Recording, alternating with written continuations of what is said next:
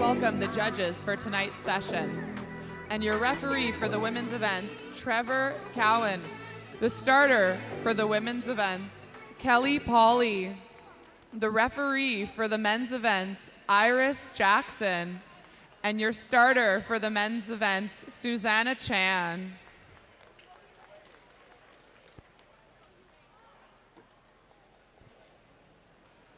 At this time, ladies and gentlemen, we'd like to ask everyone to please stand if you are able and join Sabine Black in the singing of our national anthem.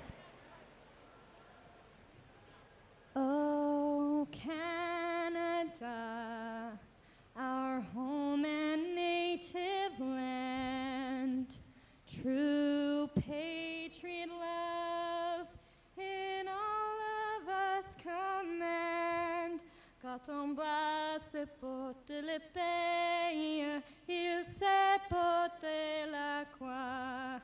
Ton histoire est une épopée des plus brillants exploits. God keep our land glorious and free.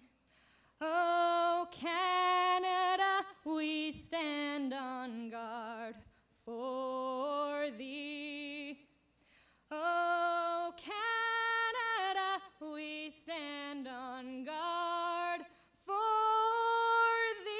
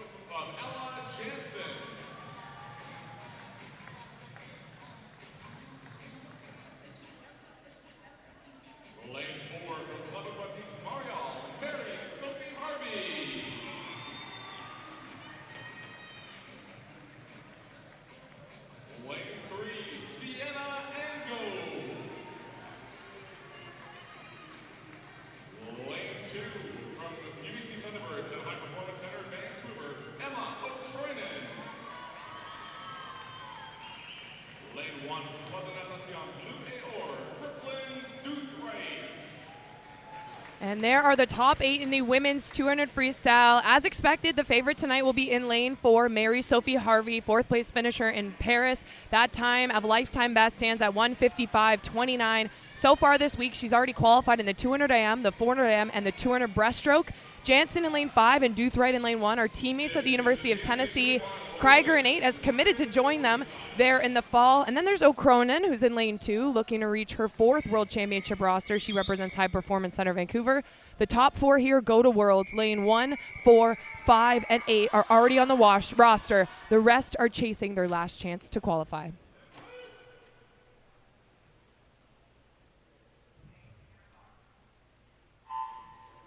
And the first event of the night is underway. It is the women's 200-meter freestyle.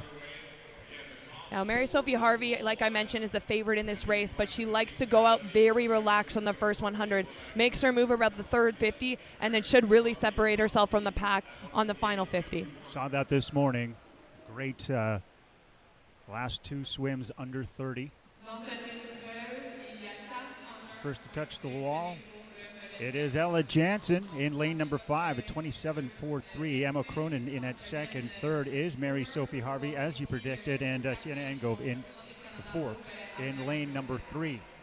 And Ella Jansen was the runner-up in the 400 freestyle on night number 1, so she's had 6 long days of racing, but this is one of her premier events, so not surprising to see her out in front here at the halfway mark. And Ella Jansen, your leader at the 100-meter wall. A 29.67 split and 57.10 with 57.70 for Mary Sophie Harvey in second.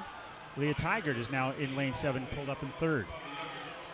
And this is where the athletes are going to have to try and dig deep. It starts to hurt on this third 50, but it's also a really telltale sign of the kind of training they've put in. This is where you try to make your move, and Mary Sophie Harvey will try to catch up to Ella Jansen. The time we're looking for 2 athletes to qualify to swim this at World Championships is a 1:58.23. Both are under that pace. As Ella Jansen here in the final sprint in this is leading at 1:27.08. Mary Sophie Harvey, will she be able to come from behind? She's going to make a push here in lane number 4, and she has the current lead, and it is a 2-women race right down to the wire, coming down to the final few meters here. Mary Harvey in 4th and Ella Jansen in 5, and Mary Sophie Harvey is your winner of the women's 200-meter freestyle at 1:56.60. Ella Jansen in at second at 1:57.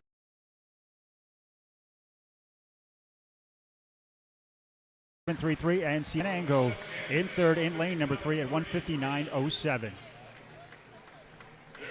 What a phenomenal race there for those 2 ladies who have had such a busy program. Results are now official. Mary Sophie Harvey and Ella Jansen both under the qualification standard to swim that event individually at the World Championships, and that is a really exciting swim there for Sienna Angove to get herself on the team. Brooklyn Doothright already on the team in the 4x100 free, but has the veteran status of going to the Olympics in this 4x200 freestyle relay, so it's great to see her get the job done here. But for Angove, that is a really exciting accomplishment for her. She finished the dreaded 5th place in the 100, which was just shy of getting to qualify for the relay there, and now she'll be able to put her name on that World Championship roster. She's a freshman right now at Ohio State University, and went to the 2024 Doha World Championship, so that was a little bit of experience that she would have gained there. But this is the real deal. This is our A team, and add Summer McIntosh potentially this relay, and it looks pretty good. Yeah, Mary Sophie Harvey also winning her heat this morning. She was in the secondary standard, and she pushed past that again. And again, it's just that part of this, the strategy. Just don't overdo it in the first length, and then she really put it together late, and we'll hear from him down at the floor. Of the night, Chris number Heinemark 6, Watson. Mary Sophie Harvey, congratulations. Another event for you to swim in Singapore. Yeah, I mean, I couldn't ask for more for this weekend. I mean, the goal was just to get some tickets for Singapore, so coming away with 5 individual events, I can't ask for more. And I mean, the relay with the 4x2, right, is always an exciting race, and to have those other girls with you, it's going to be such an exciting summer over in Singapore. Yeah, I'm really excited. I mean, relays have always been so strong in Canada, and I think the girls, there's some new ones on the team, and I think it's really exciting to see for the next 3 years. Well, congratulations and best of luck this summer as you represent Team Canada in Singapore. Mary Sophie Harvey, ladies and gentlemen, your winner tonight in the 200 free. the men's 200-meter freestyle is coming up next. Get set now to welcome our junior finalists.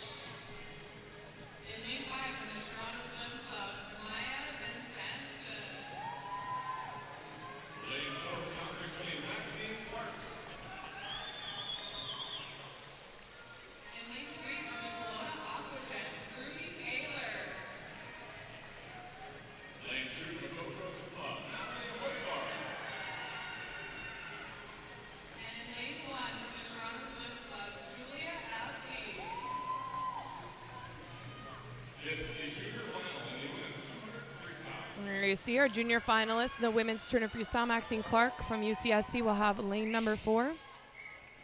There were a few junior age eligible athletes in the A final. We'll have to keep an eye on those times.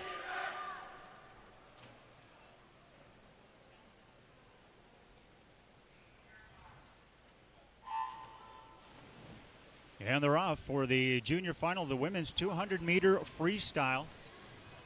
Fastest junior in the A final was Ella Cosgrove in a 1:59.57. And also under the 2-minute barrier, a 1:59.59, Leah Tiger. Keep your eyes on lanes 4 and 5. That's Clark and Bizanson, both under 2:04 this morning in the prelims.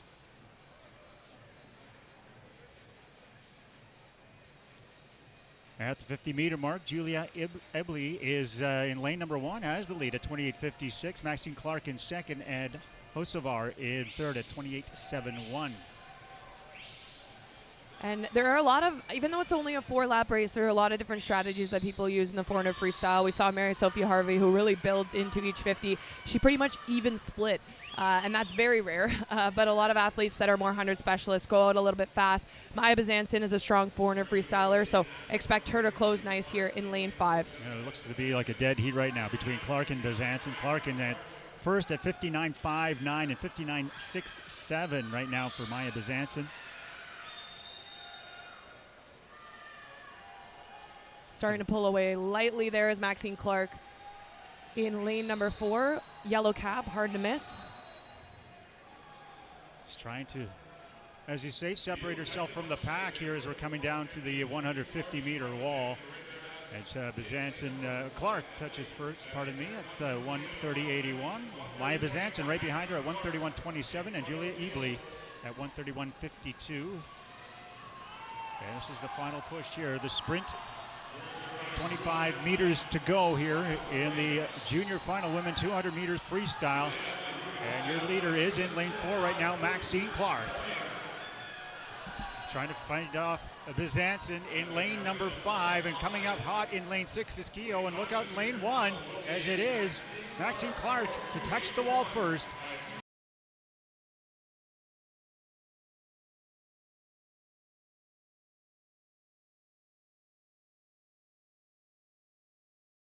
A 2:02.81, and Julia Ebley 2/100ths. Julia Ebley really came on strong on that final 50 to take second there. Almost won the heat altogether. Just needed a few more meters. Would have had it happen. Maxine Clark, though, takes the win from UCSC.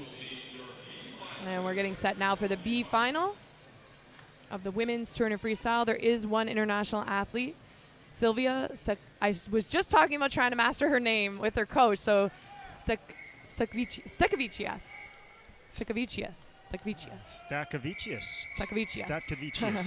She is an e-swimmer, and I should know this. So Stakavicius is in lane 4.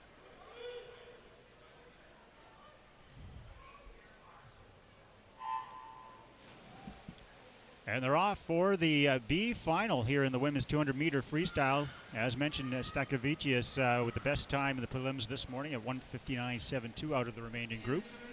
and she swims internationally for Lithuania. So often we see international athletes competing in our B final, trying to get standards to qualify for their own country's world championship roster.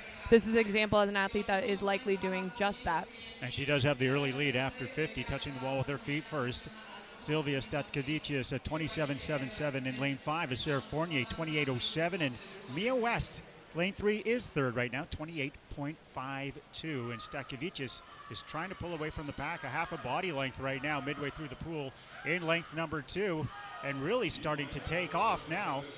And her next competitor is down, though, in lane 7. I believe it's Isabella Eck starting to gain some ground. We'll find out here as they touch the wall for a second time as they're halfway through the 200-meter here in the B final, and it is Statkevicius at 57.80 in first, Maya West second at 59.56, and in third is Isabella Eck with 59.98. And Statkevicius with a 30.0 on that 50. The goal when it comes to world-class 200 freestyle is to try to get under 30 on every 50. So we'll have to keep an eye on this flip turn, but so far a really strong first 100 and almost 150. 30.5 on that. Really, really solid. If she can close in another 30 point, this is putting together a really good performance here. Yeah, we're coming down to now the final length. As your leader, Sylvia Statkevicius, is in first place in lane number 4. And in second, it is Maya West. Midway through the pool now in the final stretch, but Statkevicius is your clear leader. And it's a race for second and third. In lane number 5 is Sarah Fournier as she's turned on the afterburners. And Statkevicius first to touch the wall at 1:59.59 under the 2-minute mark. Tori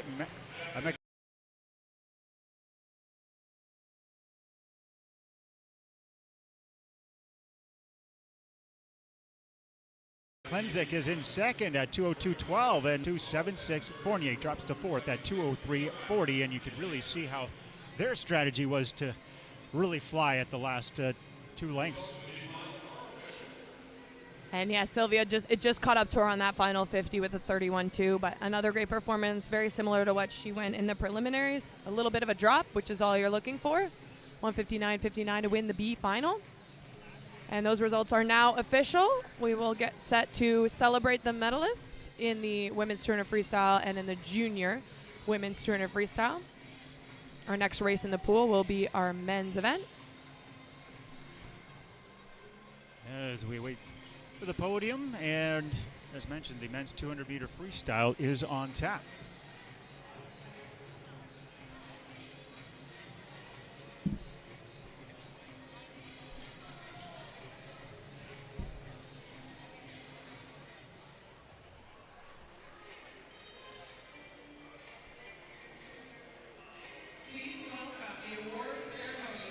And here are our awards for the first event of the evening, of our final evening, which is crazy to say after 6 days of riveting competition. Not too unexpected here to see Mary Sophie Harvey on top of the podium, but it really was a pretty open field to try to get those relay spots.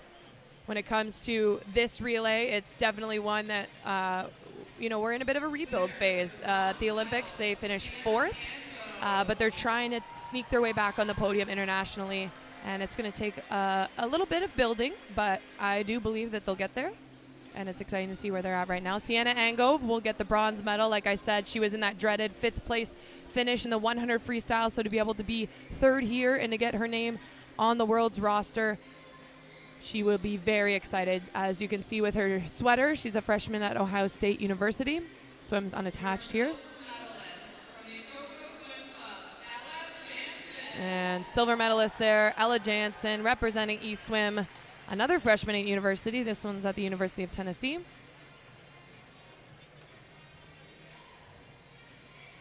And she's had a really busy schedule. She's now qualified individually in the 200 free and in the 400 free, and then she'll swim some relays. She's one of those really versatile swimmers you want to have on the team to be able to move around. And the gold medalist, Mary Sophie Harvey from Camo. Always smiling on the pool deck. I saw her walking in tonight, and she was in a skirt with some, what would I call them? She had like special socks to help with like blood flow, and then she also had a sweater, but then she was wearing jewelry, and it was quite the look. And I said, what are you here for, a race or like a festival or something? But she was smiling, grinning ear to ear with her cup of coffee, excited to race in one of her favorite events here tonight. So congrats on another win, Mary Sophie Harvey. And she has a busy lineup at World Championships this summer. She'll swim the 200 breaststroke, she'll swim the 200 freestyle, she'll swim the 200 IM and the 400 IM, along with likely quite a lot of relays. Those are those really constricting socks, right? They're Yeah. and they're long and they just go Yep. up, and Yep. a lot of older What are they folk wear called? them. I know what they're called. Help with circulation to keep the blood from hanging out down there and swelling the legs. Yes, But, exactly. That's exactly what you would wear for like a long travel flight. That's what she was rocking, all the way up to her knees. It was pretty funny. And whatever works, right? Yeah, exactly. No, absolutely. It helps with the blood flow. And here we see our junior final top three. So Madison Krieger will take the bronze medal. Leah Tigert will take the silver. You can see her getting it now. I talked about the unfortunate placing for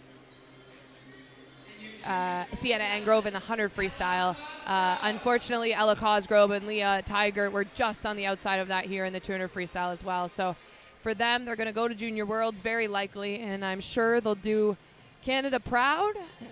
Potentially, those are names we're going to have to keep an eye out for to qualify for the national team in the next couple years. As they pose with their peeps. And I'm just being helped a little with social media, so shout out Emma, I appreciate you. They are compression socks. I knew the name of them, I just couldn't think. Thank you, Emma. And with that, we're going to go to commercial. Salut grand-maman. Hey, je pensais justement à toi. Devine qui j'ai vu aujourd'hui? Charles Toupin. Ah, t'avais un fait pour lui, non? Grand-maman, on dit plus ça. On dit quoi d'abord? On dit un croche. Croche? Qu'est-ce qui est croche? C'est une expression. Dans mon temps, on disait avoir le béquin. Béquin?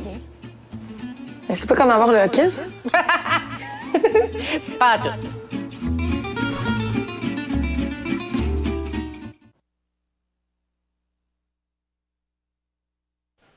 And now we're back getting set for the men's A final. Similar to the women, let's get set for the men's 200 free A final.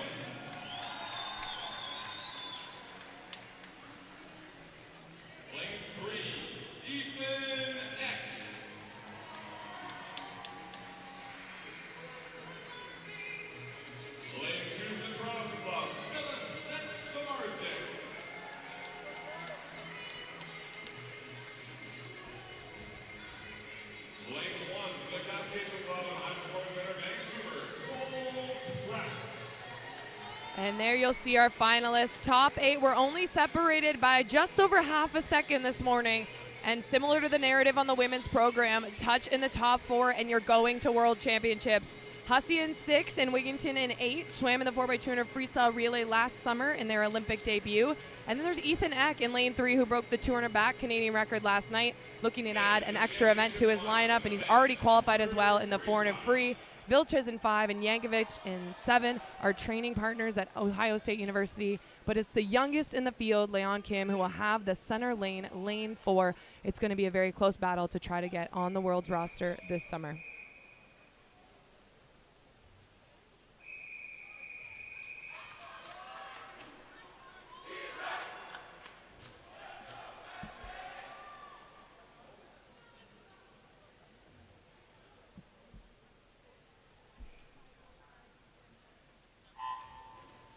And we're underway with the senior men's 200-meter freestyle.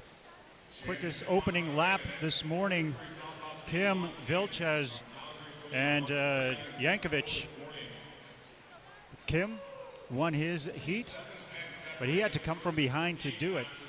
And he was just biding his time, and then he just went on a tear. And in the last length, in fact, the third and fourth, he just came from behind and overtook everybody. So he does have that coveted lane number 4. And right now, after 50, it's Philip Sanksamardzic in first in lane 2. And in lane 1, his second place is Cole Pratt, who I'm filling in for his dad tonight, Jason Pratt, at 25:31. His sister has her graduation tomorrow, so shout out to her. But we know him more as a backstroke specialist, but he's going to flip here first at the 100. Very experienced across the board. This is, like I kind of teased up, this is truly anybody in this heat can take the top 4 here. The Aqua A standard is a little bit outside of reach. It's almost at the Canadian record mark. Nobody in this heat is going to go that standard, but we're going to keep an eye on the secondary standard, which is a 147.77, and then we're also going to keep an eye, like I said, just on the top 4 finishers, because no matter what their time is, we're taking the top 4 to World Championships. At the 150-meter turn, your leader is Ethan Eck at 129.7. Cole Pratt falling to second at 121.15, and Philip Sanksamardzic in third at 121.53, just 4 100ths of a second behind. And they are pushing hard now, leaving it all out there. They're kicking and flipping hard as they are cruising down the final rank. And it looks in lane 3 is your leader right now, Ethan Eck, trying to hold on. Big push in lane 5 as well from Vilches, and first to the wall is Ethan Eck. He holds him off and takes it at 148.53. Jordan Vilches, 148.83. And at 148.83, exactly a tie, as he just mentioned in-house. Sanksamardzic and Vilches tied for third. And in fourth place, Lauren Wigington at 149.01. Your top 4. And I knew it was going to be close, but this is, I just am looking back up the clock over and over again. I mean, there was the smallest margin of error here. Lauren Wigington out the outside lane, made the most of his outside spot and kind of snuck up on everybody else there. He was a 4th place finisher. It was a very exciting battle to the wall. Ethan Eck, he will be able to potentially, actually he won't be able to add this to his program because he is not under the secondary standard, but he is the national champion in this event, and he will be one of the leaders going on to Worlds in swimming this relay. So Lauren Wigington takes that last relay spot. Philip Sanksamardzic actually swum in the he qualified in the 4x100 freestyle relay already, but it is Jordy Vilches who just qualified for his first senior national team, Barry Trojan Swimming. Congratulations, Jordy. That is a super exciting moment for him. And he was just shy on that first night, and I remember it so vividly. He finished second by only a few 100ths in the 400 freestyle to this very man, Ethan Eck, and now he's going to get to go to World Championships with him. So we'll hear what Ethan has to say about that race. All right, Victoria, your winner of the 200 freestyle, Ethan Eck. Ethan, we talked to you last night. You won the 200 backstroke. Now adding the win in the 200 freestyle. It's been a great week for you here in Victoria. Yes, sir, it has. I've really enjoyed racing here in Victoria. A lot of good competitors. That was a close heat. I was hurting a lot on that last 50. The last 50, the whole heat, all 8 lanes were right together coming off that wall, and you just took over, came home strong. What are you most looking forward to with the relays and representing Team Canada? There's a difference between swimming your individual events than standing up with 3 other guys and swimming a relay. They say swimming's an individual sport. It's really not. It takes a team to get where you're at and to do everything that you want to do. So I'm happy to do it with these guys here. Well, best of luck this summer as you represent Team Canada. Ethan Eck, ladies and gentlemen, your winner tonight in the 200 freestyle.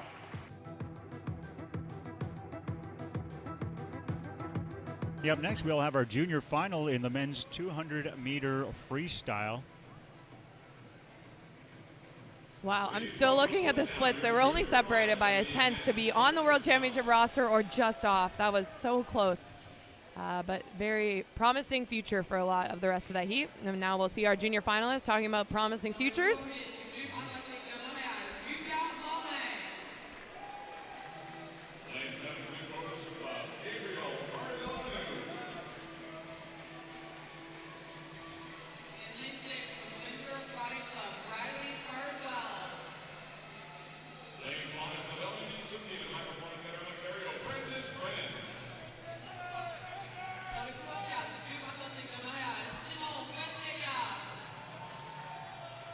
Ladies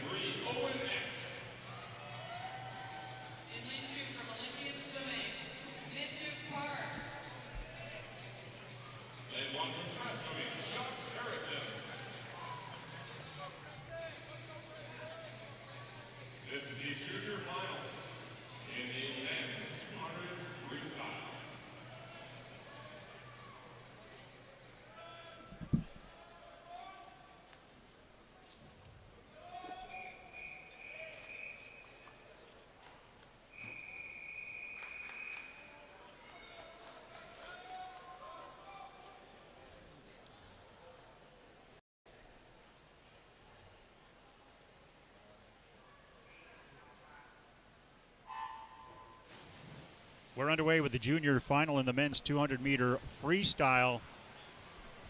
Keep your eyes on lanes 4 and 5, both under the 152 mark this morning in preliminaries. And there isn't an official qualification when it comes to relays for World Juniors, but they are a consideration. So the junior coaching staff and the selection committee are going to keep an eye on events to help elevate the relays. So although there isn't a specific placing that these juniors are looking to finish, they want to be within the top couple athletes because they want to add their name to the roster when it comes to the Junior World Championships this summer. The only junior in the last heat that was up front was Ethan Eck. Of course, he's now on the senior team, and Leon Kim, who finished just shy of qualifying there. But right now, out really fast in lane number 5, Francis Brennan. He's had a great meet here so far, and he's got about a body length on the field. He's trying to pull away here as they approach the 100-meter wall, and it is Francis Brennan first to it at 28.19. 2 100s behind in that length now with 54.67. Lucas Morin, and Simon Francesca is in third place with the time of 55.31 after 100 meters. Trying to separate himself from the pack now. We have a contender though in lane number 8 as Morin is trying to pull up and take over second spot here. Again, now touching after 150 meters is Francis Brennan at 122.89. Lucas Morin in lane 8 at 124.16. Francesca is in fourth at 124.42. We're coming down now the final half of the pool we approach. And he's holding on to that lead in first is Brennan. But now he's got some heat behind him in lane number 4. And there's a race for third as well. But it is going to be Brennan. It will be his race here this evening. Touching the wall first, Brennan at 151.25. In second is Simon Fonseca at 152.93. And Owen Eck at 152.84. A really great race from start to finish there for Francis Brennan. Clear leader, 151.25. Barrie Trojans, BBST, also the High Performance Center of Ontario, the team he represents. And Eck brothers both finishing and there's top. a sister competing tonight too, so the Eck family are doing really well here. Well represented. Absolutely. We'll get set for the B final. Definitely the lane to watch is lane number 4, Antoine Sauvé. So coming into these trials, he was one of the names I was most excited to watch in this event.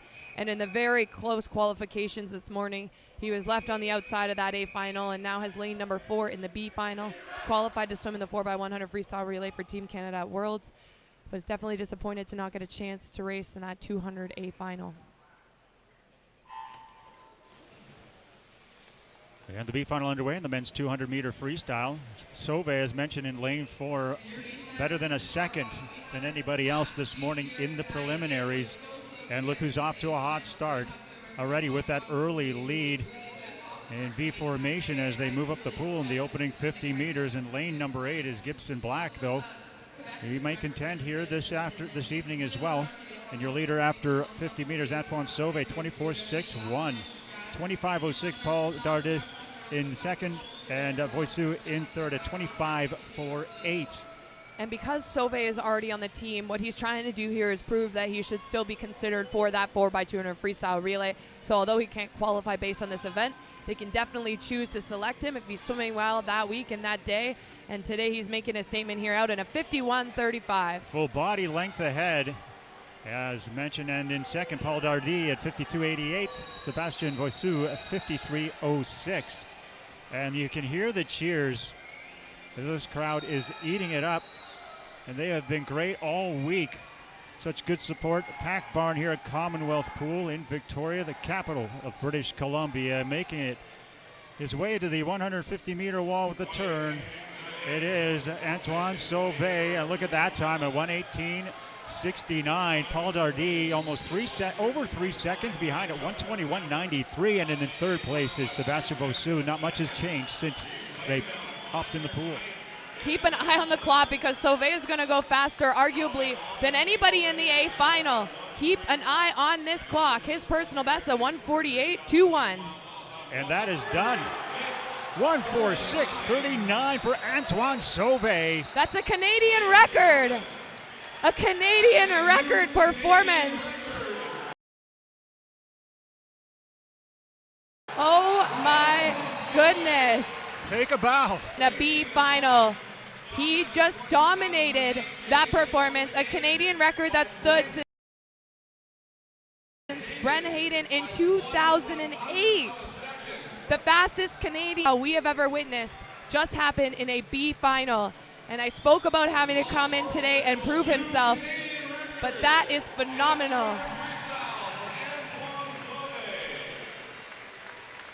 A new Canadian record.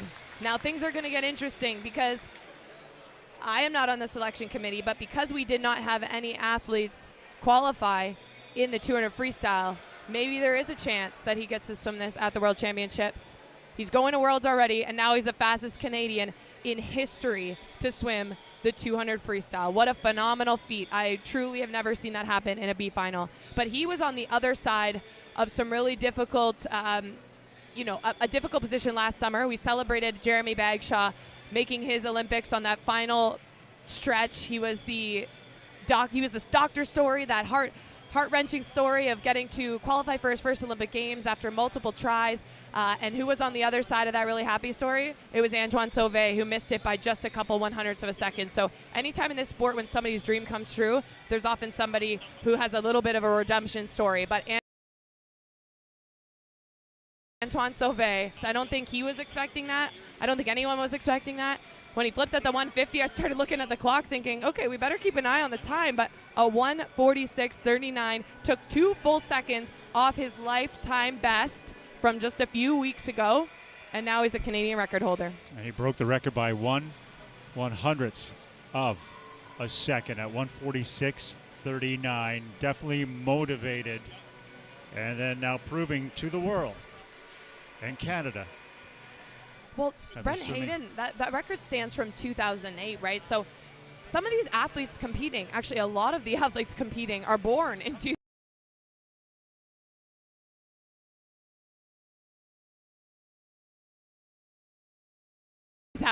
That puts you at a 7-year-old at this point. So that record has stood through generations of Canadian talent.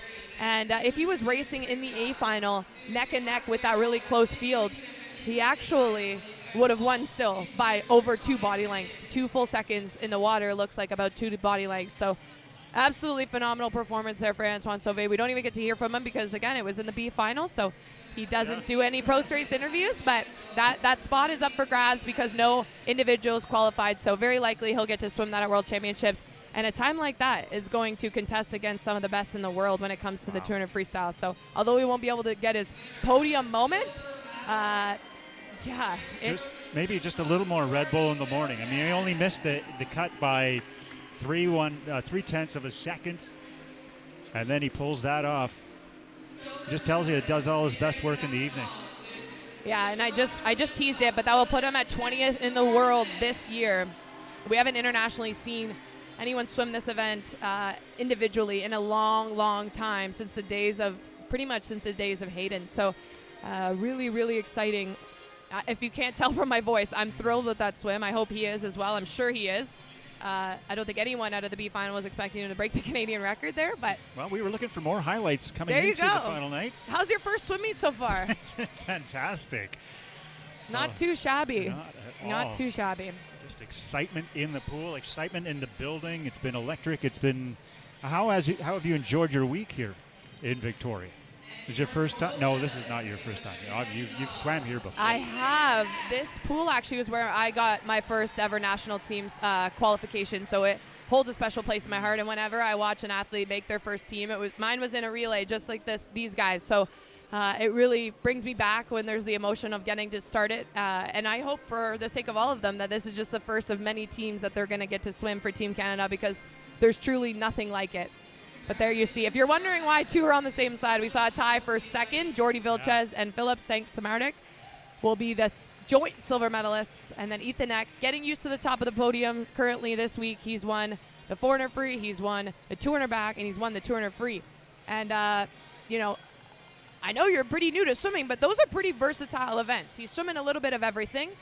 So just to put it into perspective, I mean, you don't often see that. You don't see people doing that wide of a range when it comes to their event program. So other than McIntosh and maybe Mary Sophie Harvey, what Ethan Eck has put together this week puts them in contention for one of those versatile multi-event program athletes.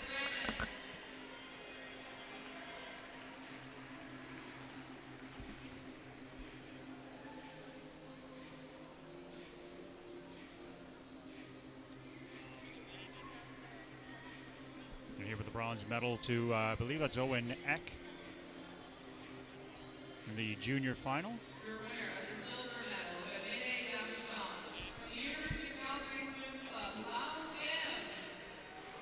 Anna Kim.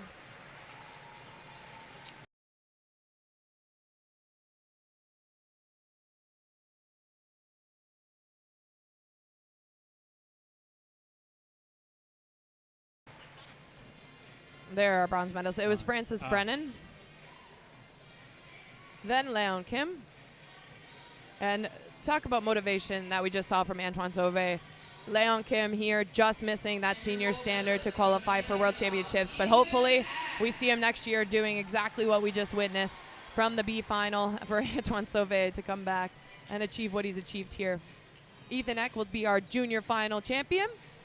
Time the same as what it was for the senior final, 1:48.53. Again, Antoine just went 2 full seconds faster than anyone in the A final. Unbelievable. And we're going to get set for the next heat, but before we do so, we're going to have a quick commercial.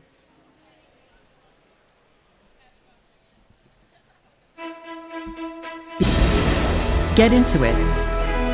Put in the work to make everything right. And after you've done your lengths and made the effort, it's a great feeling knowing you're doing it for Canada and Canadians. Chicken Farmers of Canada, proud premier national partners of Swimming Canada.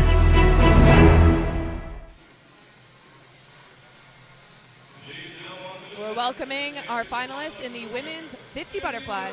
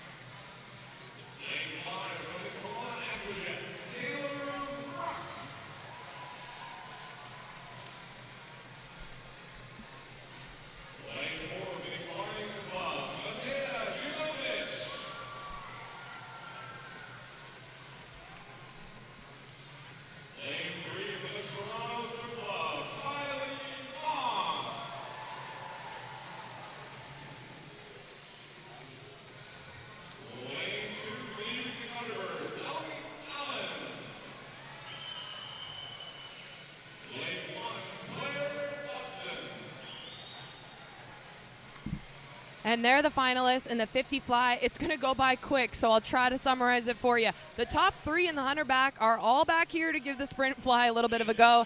Moss in 3, Ruck in 5, Wilm in 6, all already on the World Championships team. And similar to how the 100 fly was, there's a bit of a wide open event here in the 50 as well. But lane 4, Matea Gigovic, another Tennessee volunteer commit. There are lots of Canadians finding home in Knoxville next year. She currently swims for the Killarney Swim Club under coach Mike Meldrum. She's been a 26.50 this year. The time we're looking for, Aqua A, 26.23. Jagovic 26.78 this morning. Also Taylor Ruck under the 27-second mark, and we're underway. The women 50-meter butterfly in the senior A finals. And they're pumping hard here early. Now coming notch up for air. As your leader, I believe, is in lane number 4 is Jagovic, and Ruck looks to be in second as they're coming to the wall, and it is anybody's here as Ruck will take it at 26.47. Jagovic 26.52, and Kylie Mass 26.71 comes in third. And there, Taylor Ruck, the winner and also under secondary selection. So she will be able to add this to her program at the World Championships this summer. A fun event, I'm sure, for Taylor. A new kind of window when this event has now been added to the LA 2028 event schedule. A lot of athletes are going to be able to put a bit more effort into this race. Canadian record still stands at a 25.62 from the Penny Alexiak back in 2017, though, which now I'm thinking about how many years Penny Alexiak has been on the team, but phenomenal stuff. Kylie Moss with the bronze medal in the 50 fly, our backstroke queen. And it was Matea Gigovic out of lane number 4 that will be the runner-up. Just by a few 100ths that Taylor Ruck won the race, and just by 2 100ths that she got under that secondary selection standard. So, like I said, if she wasn't under that standard, she wouldn't have been able to add the event to her program. But now that she's under it and she's already on the team, she can swim the 50 fly at Worlds if she chooses. Continuing to build her portfolio. As you mentioned, at LA, that's something new with coming up, adding 6 more events, I believe. And we'll hear from what Taylor has to say now in her post-race interview with Chris Heinrich-Watson. Winner tonight in the 50 butterfly. Taylor, 50 fly under the secondary selection to swim that event at Worlds in Singapore. Congratulations. Thank you so much. So the 50 is just get your head down, get your hands on the wall. What do you work on specifically for the 50? Yeah, I'd say the start and the finish were my main focus going into tonight, and timing the finish, so that's pretty much it. So we've had a great week here in Victoria. Have you had a good time here racing at Saanich Commonwealth Place? So much fun, yeah. Every single final session has just been full of amazing swims from every single swimmer here, so it's really cool. Now, last question for you. You're now a veteran on the national team. What does that mean to you to be able to go and lead some of these younger swimmers into Singapore this summer?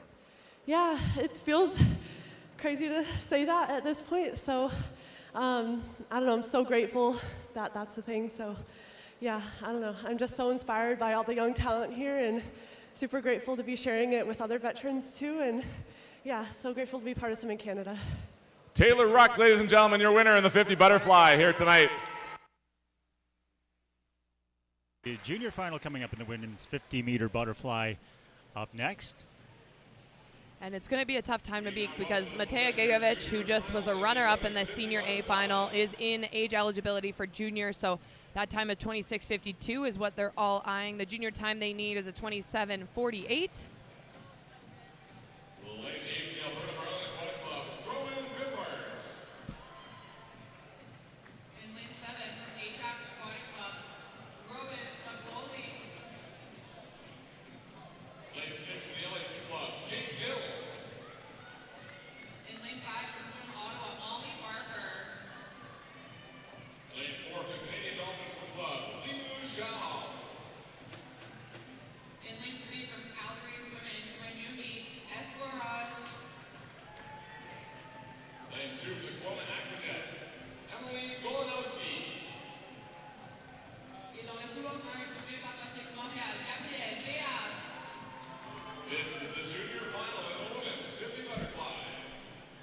Junior final of the women's 50 butterfly. Like I said, the junior standard they're looking for to try to get on that junior worlds team, 27.48. Matea was well under it. Still opportunity maybe to get one more under.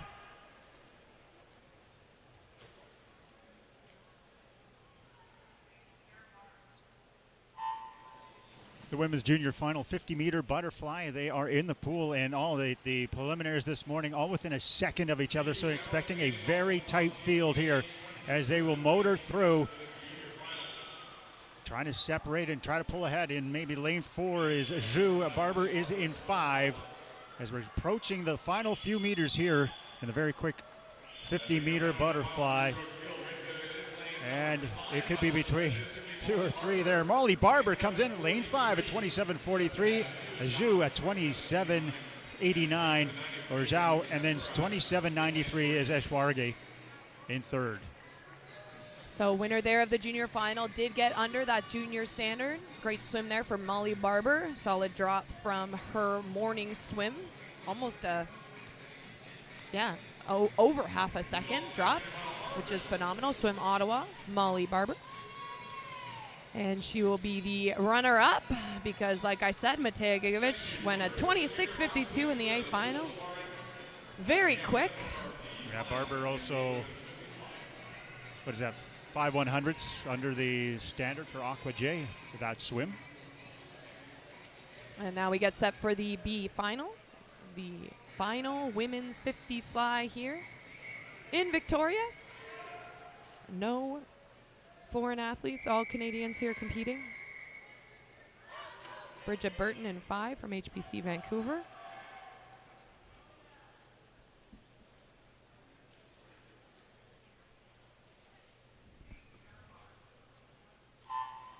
And they're in the pool here for the B final. In the women's 50-meter butterfly. And only Liana Fack was under the 28-second mark at the preliminaries this morning. And that is lane number 4 for you. Offering some competition, though, on the lane number 5. And Massey is in 6. And touching first, though, is Liliana Fack at 27.53. Massey is in second in lane 6 at 27.66. And Bridget Burton takes the third at podium finishers in both the senior and the junior categories. I think the other thing about the 50 fly that I'm most excited about, I said that it's being introduced to the Olympic program. But this year, we probably won't see the payoff of that, but I truly do believe in the next 2-3 years, now that it is a part of that Olympic program, there's going to be a whole new wave of athletes that can focus on the sprints, that develop differently, that maybe make a comeback, to be honest. Like, there are a few big stars, more internationally, but you never know, maybe a couple of Canadians that decide that they want to give this one a go because they can give this event a focus that they wouldn't have been able to give it before. So this is just the start. But for Taylor Ruck, we haven't seen her swim butterfly internationally ever. Maybe a 50 way back, but for her to be able to have this event on her World Championship roster will be fun and a new challenge. But I think a couple of years from now, maybe it's not just fun. Maybe it is something she chooses to focus on. Starts excelling at it again. Los Angeles 2028, 6 more medal events are going to be added to the agenda. And time for our award ceremonies. We go to the podium, beginning with the A final.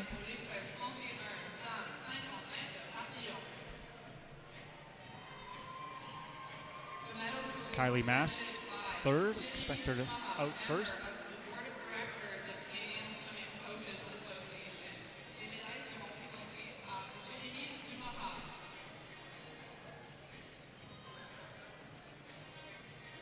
And I'll take a moment to brag about Kylie as she gets ready to walk out here, but truly one of the champions of this women's swimming program, has been on the podium internationally since the Rio Olympics every single year. She's been a backstroke ace. She's been a relay reliable athlete. She's been such a great leader for this program and an athlete that everyone looks up to. I talked to Ingrid Wilm earlier today, actually, and she said her biggest inspiration was Kylie Moss, and now they have the chance to be peers and race each other almost every year at least, but every few months, which is really special. So Kylie will take the bronze here in the 50 fly. Mateja Dzigovic in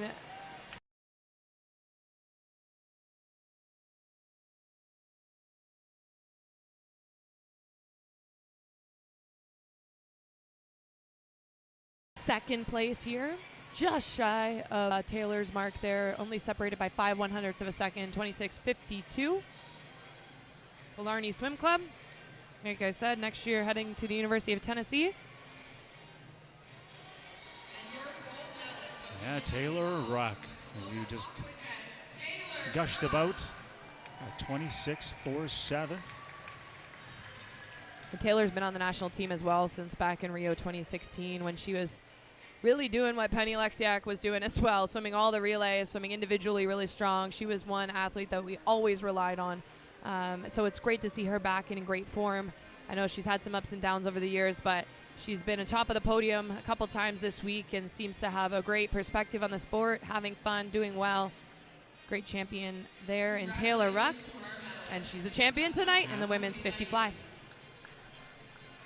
It takes a lot to get fired up in a 50-meter. Your heart has to already be pounding before you get in the water, and you have to be ready to go. What goes on in the ready room before a 50-meter? Lots of activating. I would say the men are often just slapping their arms and trying to wake themselves up almost, shaking out a lot of jumping up and down.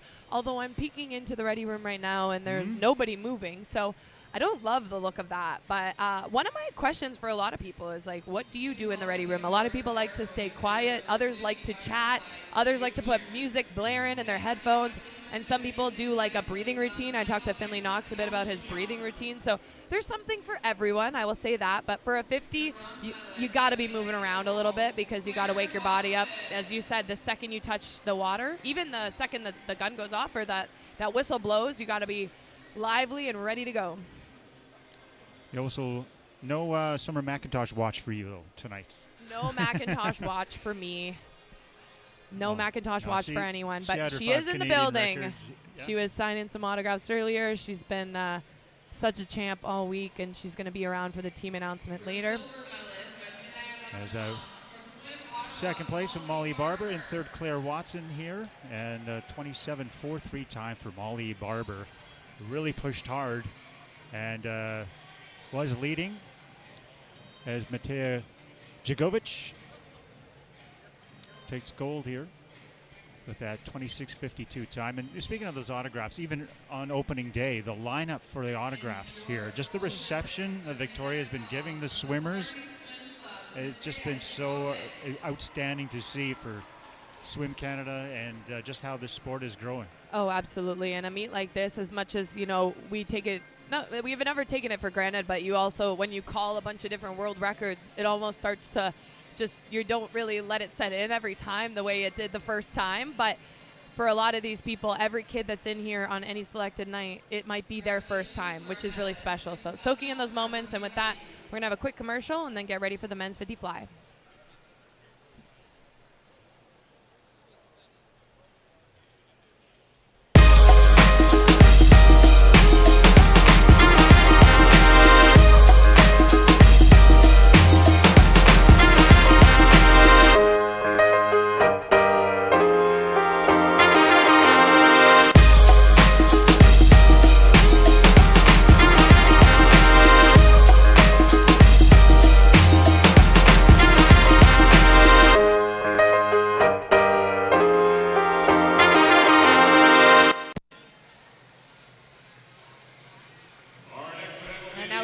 To welcome the finalists in the men's 50 fly.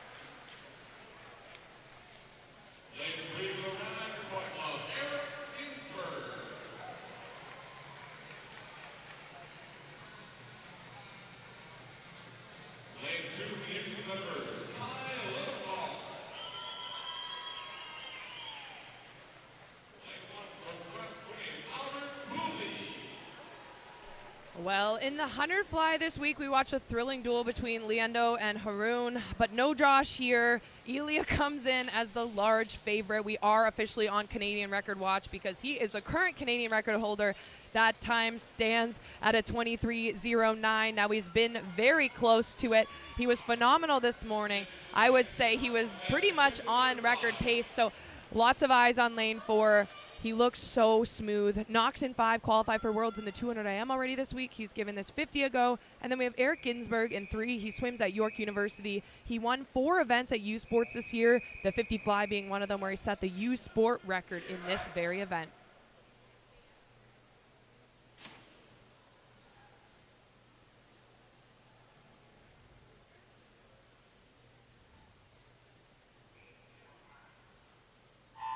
And they're off for the A final of the men's 50-meter butterfly. Haroon missed his Canadian record this morning by 7/100ths of a second, as you mentioned, spot on, and he is off to an early lead here in lane number 4. Knox in 5, and in 3 is Ginsberg, but outside in lane number 8 is Justice Mignot making a big push here, but Haroon looking to make it to the wall first by half a body length, and he is in at 22:68. That is a new record. Ilya Haroon demolishes his previous record. The Canadian record holder, Ilya Haroon, 22. And coming in at second place is Finley Knox in lane number 5. And that Canadian record performance for Ilya Haroon is the fastest time in the world this year. Ilya Haroon, I thought you were going to drop a 10th or two, but not a whole half a second. Phenomenal performance there for Ilya. We knew he was looking good as of this morning, but now he's officially put himself in contention to stand on top of the podium potentially at the World Championships this summer. He is loving his power this year. He used to be known for being a 200 butterflyer, and in the NCAA program, he swims at Arizona State University. He's really built up the 100, and then he even more built up this 50. He's always been strong in the relays, but it's been phenomenal to watch his growth. Congratulations on a new Canadian record, Ilya Haroon. Wow, that was phenomenal. A massive chunk of time. A half a second in a 50 is like 25 seconds in a 1500, which we are going to get to later, so don't go anywhere, but it's hard to put that one into words. That was phenomenal. We'll hear what he thinks of it with Chris Heinmark-Watson. Ladies and gentlemen, we're standing here with Ilya Haroon, new Canadian record. And we're standing here with Ilya Haroon, new Canadian record in the men's 50 butterfly. So Ilya, Canadian record, first Canadian man ever under 23. Number 8 all time in the history of the event, and the fastest time in the world so far this year. What else can be said? Nothing much, except we got to keep pushing till that number 1. There you go. You're going to keep working on this event to get faster and faster. 23.6, huge drop off your PB and best time, obviously.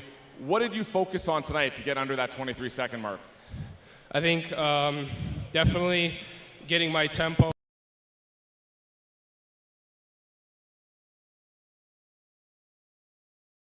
more, so that it's like having like that length into that tempo. I believe. I think that's probably the key.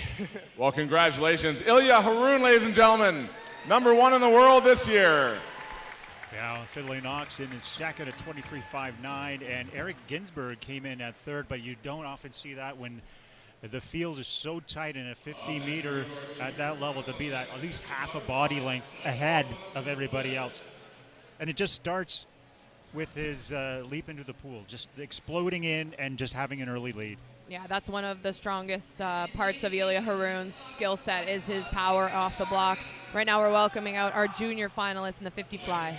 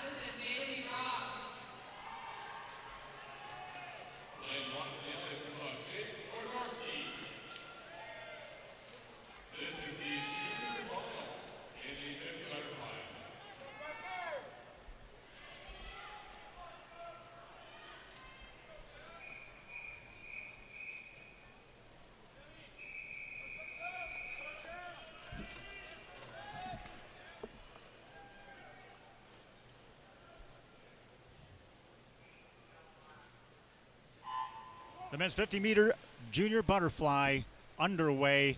Amaral lane 4, Hibbert lane 5. And really tight so far. Nobody pulling away as of yet as they plow through the water here in the 50-meter butterfly. Maybe lane number 8 is Shari could be advancing, and it looks like Amaral in lane 4. Making a pull for in number 3, though, is Maxime Cameron to take it at 24:71. That's 2/200ths of a second over the Aqua J time. Lucas Amaral at 24:96 and Samuel Hibbert third at 25:02.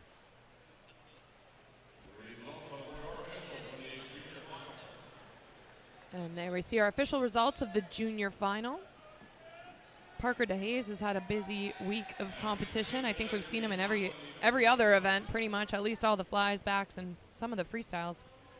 Hopefully he's done his program. Now we get set for the B final. Special shout out, lane number 7, Kissel the Missile, one of our longtime national team members, one of the best sprinters Canada has ever seen. I don't think I've ever seen him swim butterfly, so this will be fun.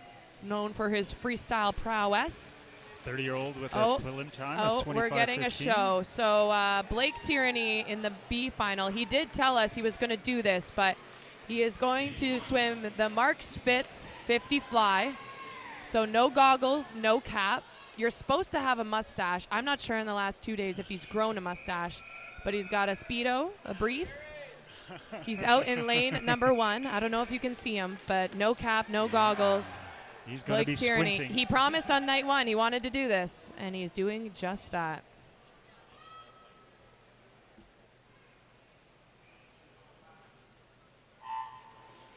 And they're underway in the B final in the men's 50-meter butterfly. Surfacing in the lead is Ali Sayed in lane number 4.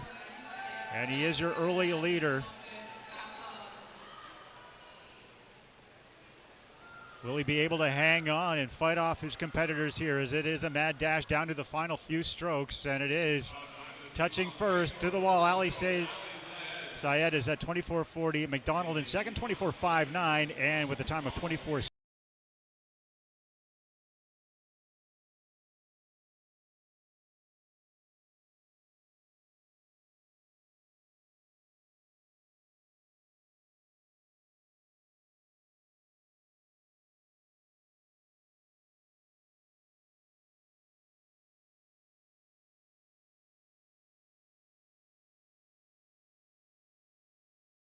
.67 is Gabriel Tieda.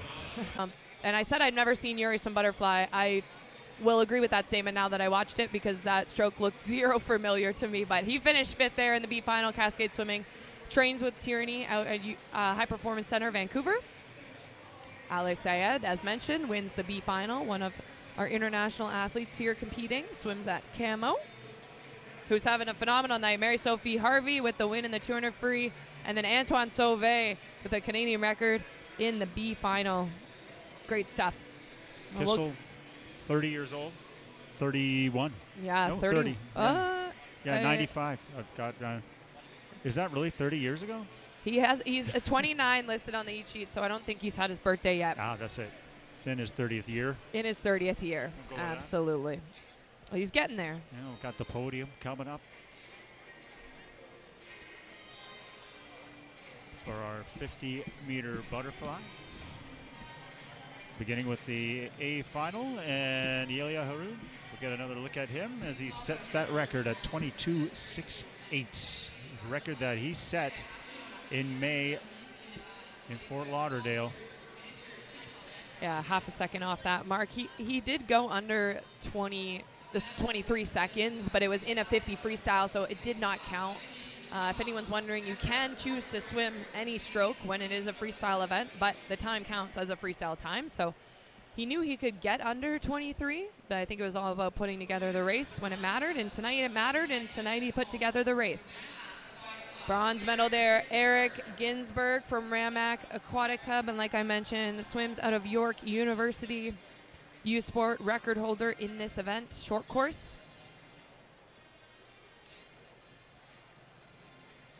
23:76, his final time. It's a pretty good time. It is. It's phenomenal. And Finley Knox will be up next. Okotoks Mavericks and High Performance Center, Vancouver. Just 2 100 slower than what he went in the preliminaries. 23:59, Finley Knox. He is going to World Championships this summer to swim the 200 IM. Potentially they'll throw him on a few relays. He didn't swim the 200 here tonight or the 100 earlier in the program, but very likely he would be considered. And Ilya Haroun, the Canadian record in this event, places him as the top time in the world this year, and he's 8th all-time performer. So we're not just talking about a small feat there. That was a world-class performance there for Haroun, and almost a body length on the rest of the field in a very short race. Give him another 10 meters and you might have been. Honestly, this gets me really excited for his 100 because, like I said, he started as a 200 specialist. He's worked a lot on his power and speed. His 50 is obviously where it needs to be. I think this summer we're going to see him get under that 50-second mark. He was just shy of doing it a few days ago.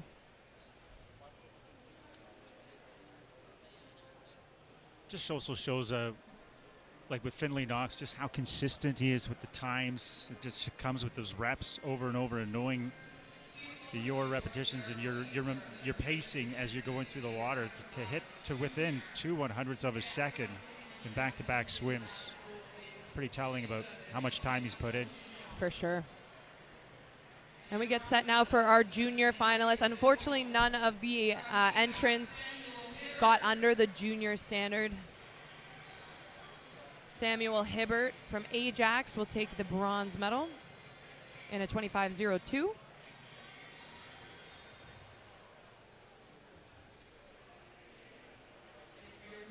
Talk about fast reaction times. He was off the block in 0.54, which anything under 6 is quite phenomenal. So that's a really, really strong power for somebody that's still only a teenager. So great to see. And Lucas Amaral from Newmarket Stingrays getting under 25 seconds. Great, because this morning he was just at the 25.08. So any athlete's always trying to get under those second barriers. 24.96 his time. And Maxime Cambron will take the gold from CNQ, 24.71.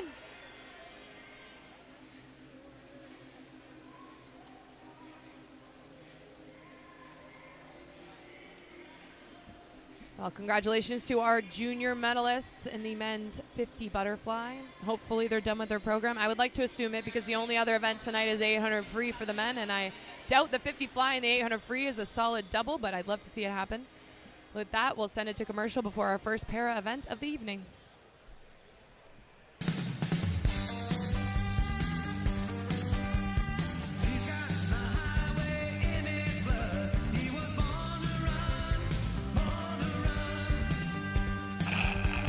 Red Bull gives you wings.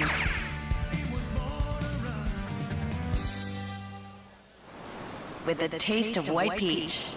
The new Red Bull Summer Edition. Wings for your summer.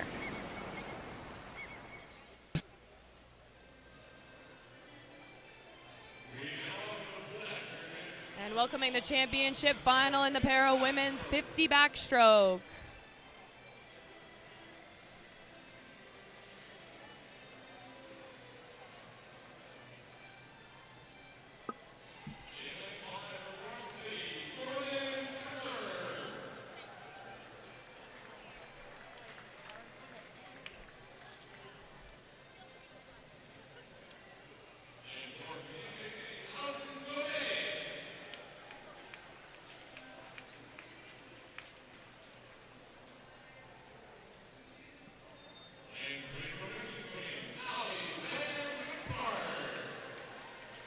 Well, one of my highlights this week is watching the joy on Ali Van Wyksmart's face when she's got her headphones on and she's rocking, walking out for these championship finals. She's a two-time Paralympian and she'll have lane number 3. She was pretty close to the Canadian record mark this morning, so we are going to be on record watch yet again. In lane 4, Allison Gobet swims in the S5 category, member of the 2023 Para Pan Am Games team. And in lane 5, Jordan Tucker, last night's winner in the 150 multi-class individual medley, set a Canadian record in the S550 fly a few days ago. And I'll tell you, I got to see her up in the stands earlier tonight. She said, last one, fast one. She was so pumped up about getting her race. And it brought me another, like I said, Ali just brought me joy. Getting to chat with Jordan brought me so much joy. So we'll be cheering them all on. Only 3 athletes entered in this event. It's only swum by S2 through S5. I know they're excited to race, and they're going to leave it all in the pool as this is their final event of these trials. Yeah, the para women 50-meter backstroke mixed category about to take place. They start in the water.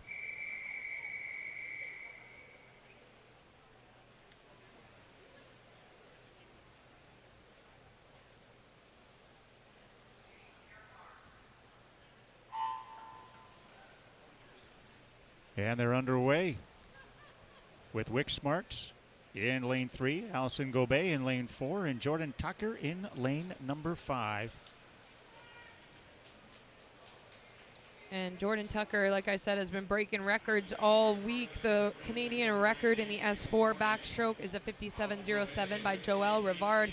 It has stood since 2005, so it's definitely one of the older ones.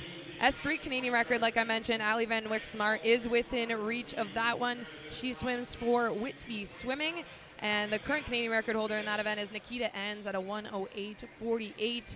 Now, just like all the other para events, we have to keep an eye on the para points. They're seeded by lane based on their speed alone, but then they're calculated based on the para points with their classification. So to learn about who is on the podium, we will have to keep an eye on the para points.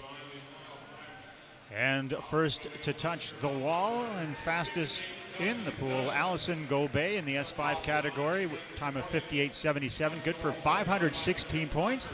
Jordan Tucker touches next at 105.40 with 647 points, and Ali Van Wyk-Smart 735 points at 108.64. That is just 0.02 of a second.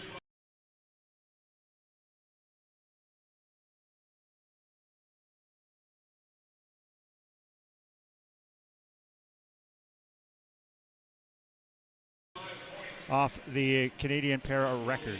0.2 of a second. The Canadian record, that was a really strong swim, though, for Ali Van Wyk-Smart. Gets her up there with 735 para points. She'll take the gold medal here in the multi-class 50-meter backstroke. Second place will be Jordan Tucker with 647 para points, and Allison Gobet will be third in 532 para.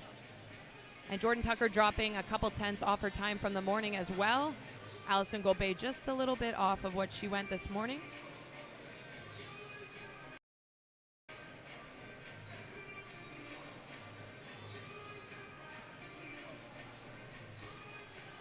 Yeah, just 16/100ths of a second off of that time for Ali Van Wyk-Smart. A good solid swim here this evening in the final day number 6 of the 2025 Bell Canadian Swimming Trials. Again, I'm Marlon Martins. I'm in for Jason Pratt, who could not be here tonight, but luckily you still have Brittany McLean. And it's been a long week, but you know, I saw a lot of smiles along the pool coming in, everybody talking about how it's the wrap-up day. This is one big final hurrah, but I think everyone's just running on fumes at this point. It takes a lot to put on a big event like this, and volunteers as well. But what a showcase it's been, and a lot of hard work put on by everybody here in these 6 days. Yeah, it's been phenomenal, from the volunteers to the staff to the fans to the athletes to the coaches. It really does take an army of people to make an event like this happen, and it's all for great performances like we're witnessing. Already 3 Canadian records on the day, 2 on the night so far with Antoine Sauvé and Elia Haroun. Tyson Jacob coming up next, set 1 in the preliminaries. We'll get to that soon, but first we have an interview poolside. All right, Victoria, we're now with Ali Van Wyk-Smart. Ali, a 108.64 here tonight, just off the Canadian record in your classification. Yeah, I wanted that very badly, but I'll take a PB. You'll have other opportunities, I'm sure, to swim it. Now, is this one of your favorite events? I'm definitely a backstroker, so yes, definitely. And have you enjoyed your time here in Victoria? This is the end of a great 6 days. Yeah, it's been fast and long and tiring, and I'm ready to go to bed. Well, congratulations, Ali Van Wyk-Smart, ladies and gentlemen, your champion in the 50 backstroke here tonight. Tired and ready to go to bed. Yeah, that's probably hungry too. Throw it in there. Swimmers work up quite the appetite. We have the Paramen 50-meter backstroke coming up. Still on the docket for later. After that will be the Para Women's 100-meter backstroke, the men's 100-meter. Tyson Jacob will be our sole entrant here, and as I started to tease a few moments ago, he set the Canadian record this morning, a time of 45:23. Another great interview post-race, whether it was yesterday or the day before, but he was really just having a ton of fun with this crowd. He said, you know, he doesn't always know where he's going to be at, but setting Canadian records is always enjoyable. He crushed that Canadian record, the previous standard, by over a second. And he also set a Canadian record yesterday in the 200 IMSM5. Phenomenal stuff we're getting to watch here in Victoria. And we'll see what he's able to do tonight. That Canadian record, as I said, a 45:23. That's the time we're going to have to watch out for. See if he can get under it. The MQS standard for his classification is a 41:12, so he's a little bit off of that, but you never know what he can do with the crowd getting behind him here.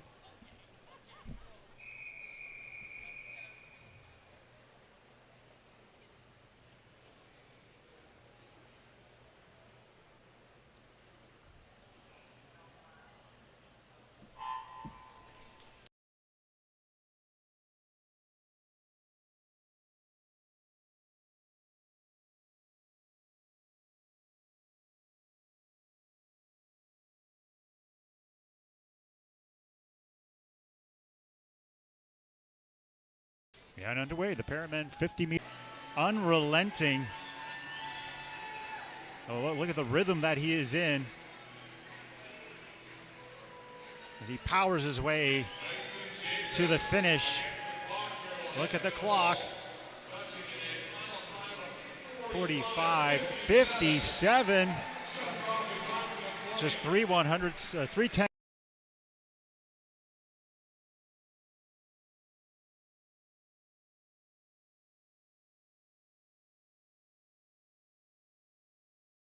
Of a second above.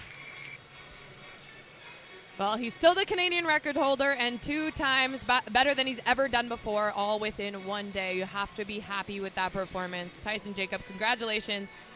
Like I said, the time from this morning, like you said, the time from this morning was just about 3/10 off, but that's still the Canadian record, and he hit 581 para points with that performance. Swims in the S5 category. Congratulations to Tyson. We'll hear from him shortly on how he thinks about that, what he has to say with Chris Heinmark-Watson.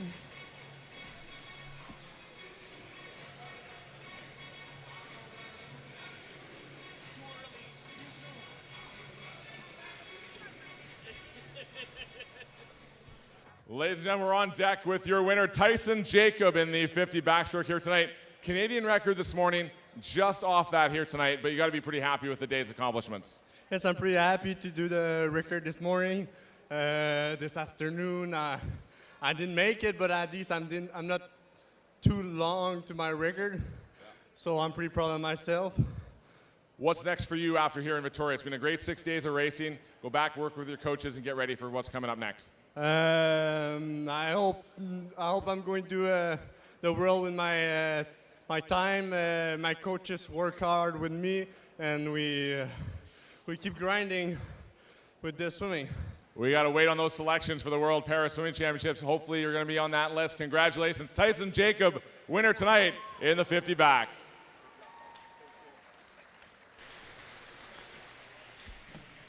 Up next will be the Para Women Mixed Class category for the 100-meter backstroke, followed by the men. Emma Van Dyck will be in the pool as well in lane 5, who set a Canadian record in May of 2024 in Toronto at the time of 1:10.99. Gearing up for the podium of the 50 backstroke multi-class. Women will be first. The bronze medalist, Allison Gobet, walking up now. She'll get into the screen shortly.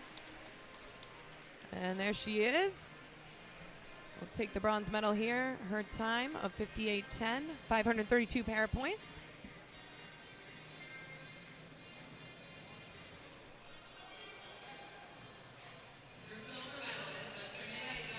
And the silver medalist here from Royal City Aquatics, Jordan Tucker. Like I said, she made my day when we were chatting upstairs about how excited she was to race tonight. Swims in the S4 category, time 105.40, 647 para points.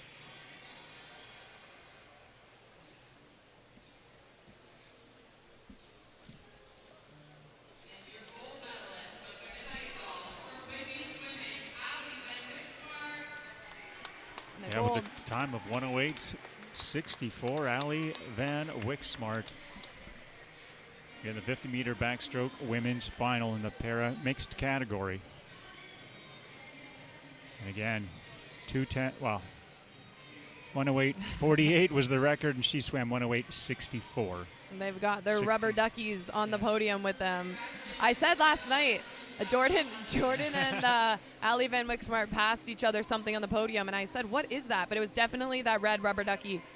And they have glowing smiles, super proud, and as exactly what Allie said after. Now she's had a great week, but now she's ready to get to bed. She's tired and ready to move on. I love it. It's setting trends. Look at that.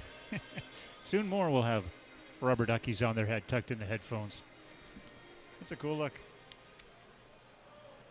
Again, they're pool peeps from Chicken Farmers of Canada. And now we'll get set to welcome our sole competitor in the men's 50 backstroke, Canadian record holder Tyson Jacob. What a swim that was this morning. Drops a full second off his previous best time.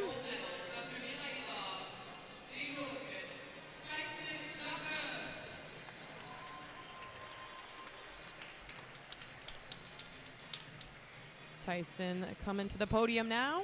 Those are cool team shirts. There's a lot going on. Yeah, quite a pattern.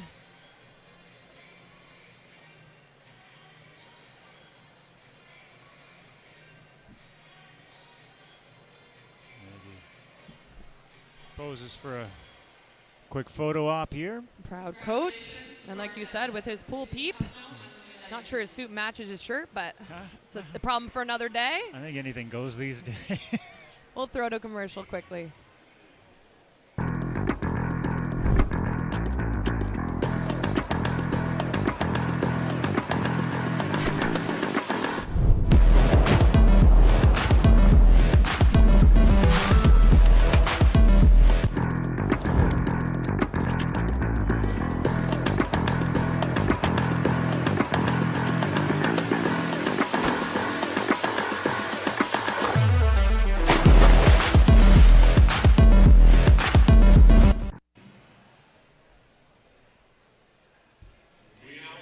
Welcoming out our women's multi-class 100-meter backstroke final.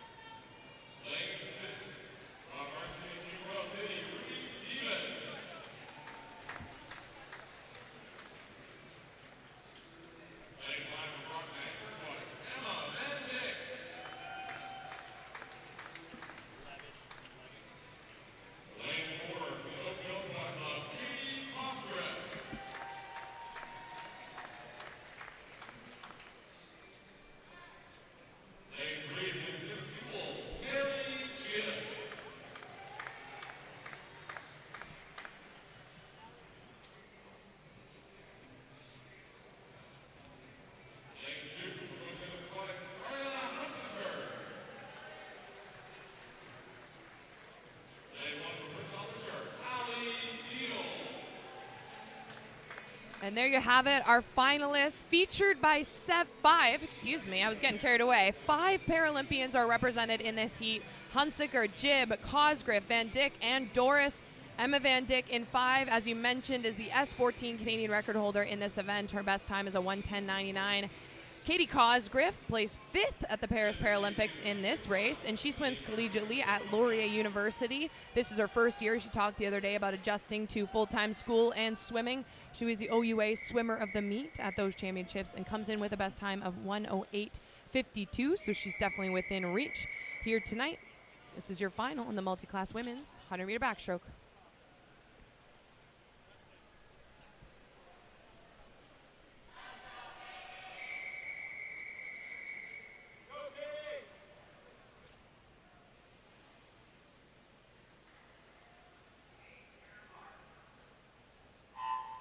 And underway, the para women 100 meter backstroke mixed category.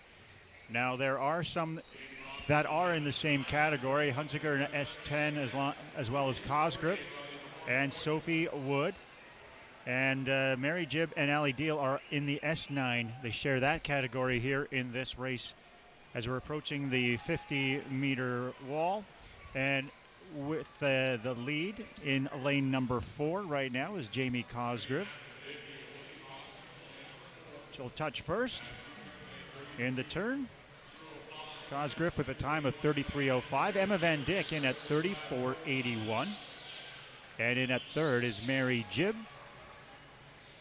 Yeah, so actually Ruby Stevens was the first alternate and got scratched into this event. It looks like Maxine Levitt decided to scratch, and that's why Ruby got lane number 6. But keep an eye right now back on Katie Cosgrove having a great swim in lane number 4. And she will touch first here in the 100-meter backstroke, the para women's mixed category, and with a time of 1:08.26. And look at that, 1,010 points for Jamie Cosgrove. Emma Van Dyck at 908 points with a 112.24, and Mary Jibb at 931 points with a time of 113.74. And that's a personal best time there for Katie Cosgrove, so faster than what she went in the Paralympic final. That's got to feel pretty good for this time of the year, and as you mentioned, over 1,000 para points on that swim.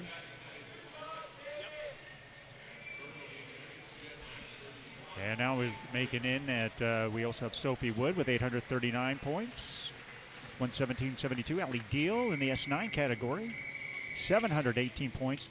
Daniel Doris, 918 points.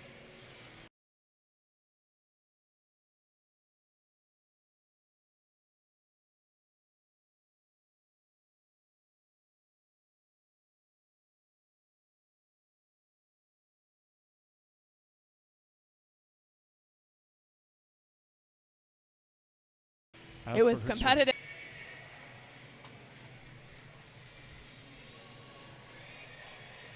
And it looks like Emma Van Dyck will be down to chat with Chris Heinmark-Watson momentarily.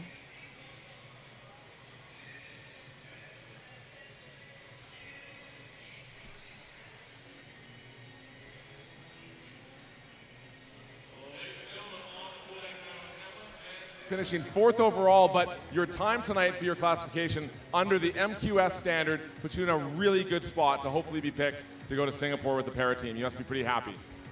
I'm pretty happy with that race. I tried all my best to do as best as I could. Not the time I wanted, but still under the MQS. You've been having a great week here in Victoria. It's coming to an end tonight. Anything you want to say to these fans who have been here all week with us? Just thank you so much for cheering me on, cheering the whole swimmers around. It was just an amazing experience. Well, congratulations, and we'll look for your name when we hear those selection calls later on tonight and next week as well. Congratulations. Your winner tonight, your winner, 4th place overall, but under the MQS standard, very important for selection, Emma Van Dyck.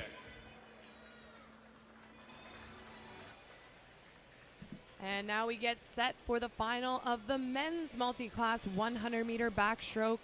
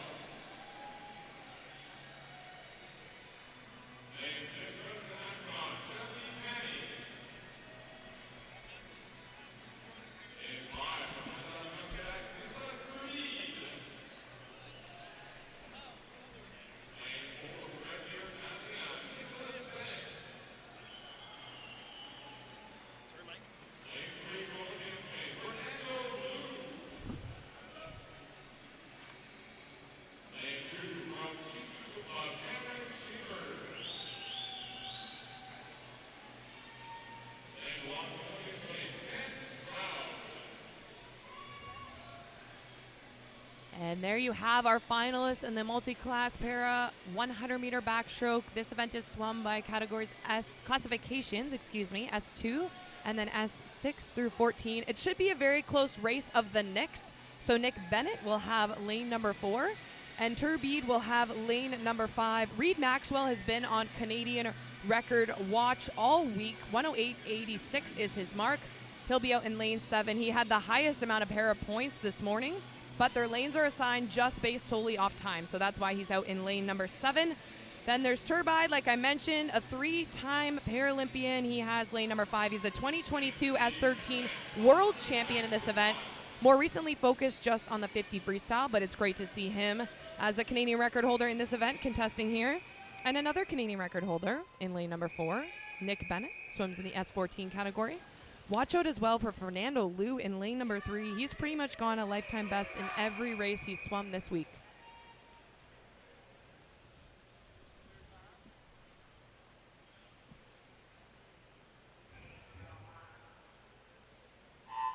And we're off. The multi-class Paramen's 100-meter backstroke. 3 swimmers with setting records in this group. In lane 5, Nicholas Turbide with the early lead in the backstroke. Again, it is the 100-meter. And contending is Nicholas Bennett from Parksville, just up the island, now training out of Red Deer. And Bennett's going to try to definitely close on Turbide over in lane number 5. They were only separated by 1/10 of a second in the preliminary. And 3/10 here as Nicholas Turbide in the lead in lane 5. Nicholas Bennett in lane 4. In 3 is Fernando Liu, as you mentioned and alluded to, with 31.37. And right now it is Turbide. Can Bennett catch him as we approach the midway point in the final length here in the men's 100-meter backstroke? Nicholas Turbide is not relenting. In fact, gaining on Bennett as they come down the final few meters here and touching the wall first as Bennett pushes, but it will be Nicholas Turbide at 101.74, 940 points. Nicholas Bennett at 102.40 and 909, and Fernando Liu 902 in points. And that's a Canadian record for Nicholas Bennett in the S14 category. He shaves just 9 100ths off his previous Canadian record mark. So congratulations, the records continue to fall. Nick Bennett is now gone a best time, and a best time for him is a Canadian record. Reed Maxwell just shy of his Canadian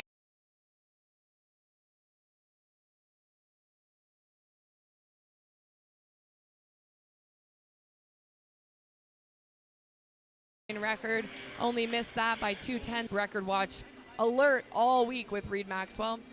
Just off it here.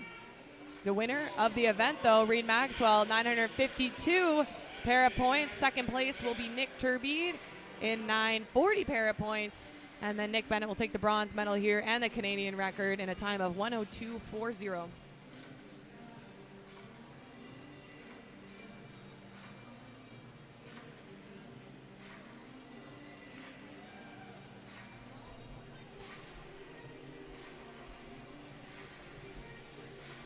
Well, congratulations to all of the finalists there in the multi-class 100 backstroke. We'll get set for our interview. It looks like Fernando Liu is making his way over to Chris Heinmark Watson.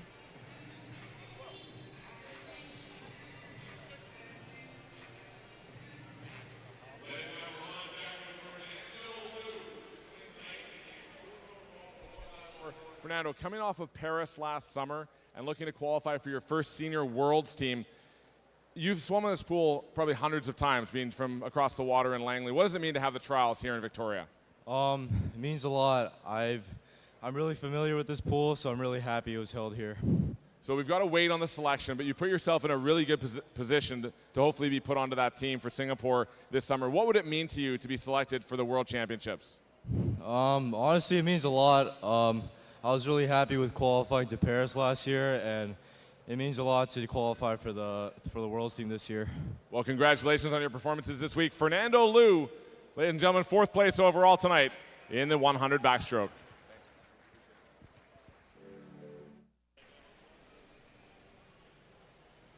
And now we will get set for the medal ceremonies of our para 100 backstroke on the women's and men's program. And after that, we have our final distance events of the evening. I know that's what you're all waiting to watch. Riveting.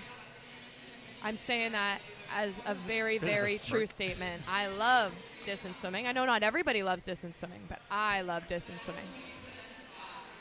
Cathartic? Yes. Brings me right back.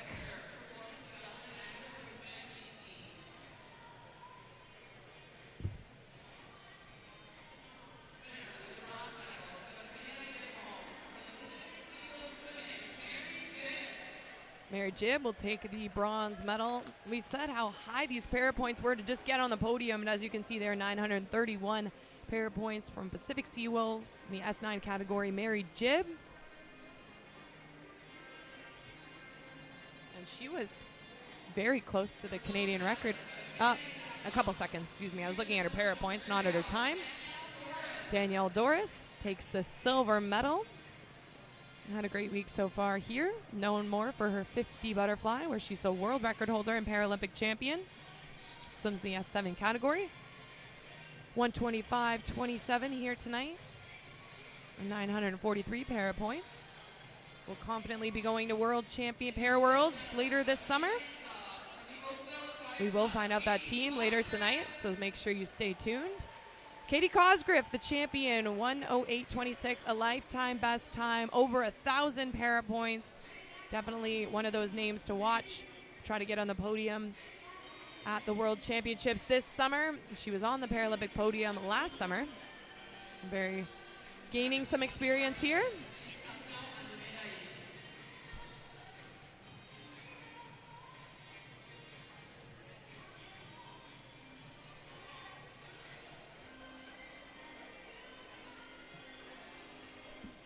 We'll get set for the men's podium finishers.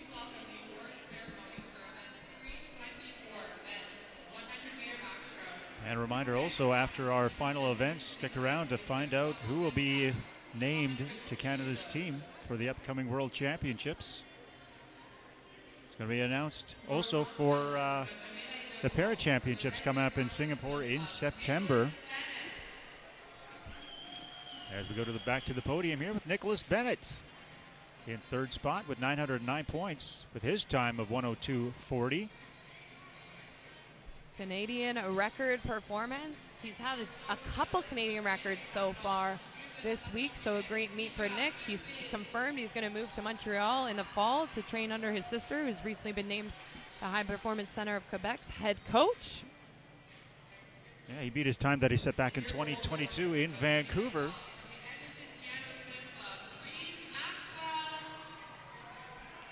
Silver medalist there. You can tell he's in a lot of pain. He's liked to focus more on the 50 free, and now he'd had to do a whole 100 backstroke, but it was a really strong time for him. 1:01 there, silver medalist. But Reed Maxwell will take the gold from Edmonton Keyano Swim Club, just shy of his Canadian record mark. His time is a 1:08 high, so a few tenths off, but 952 para points will win the event for him. Before we start our distance, we're going to go to a quick commercial.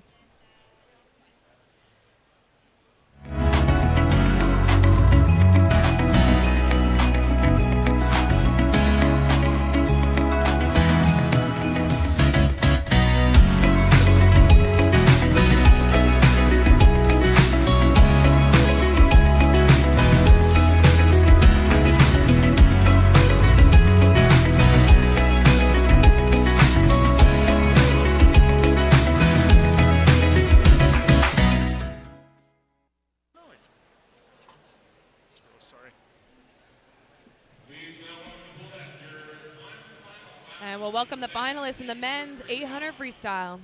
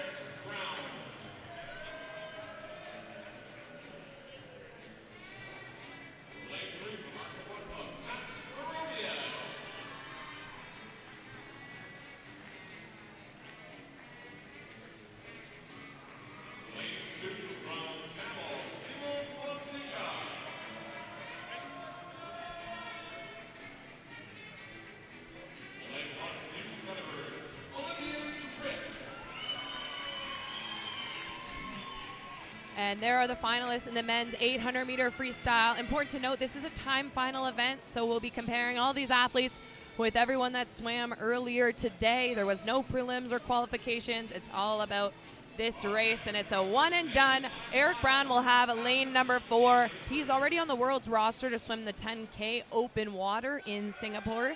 At the 2023 World Championships, he swam for Canada in the pool and open water. Canadian record still stands from Ryan Cochran. This is his home pool and where his legacy was built. That time is a 7:41.86 set back in 2011.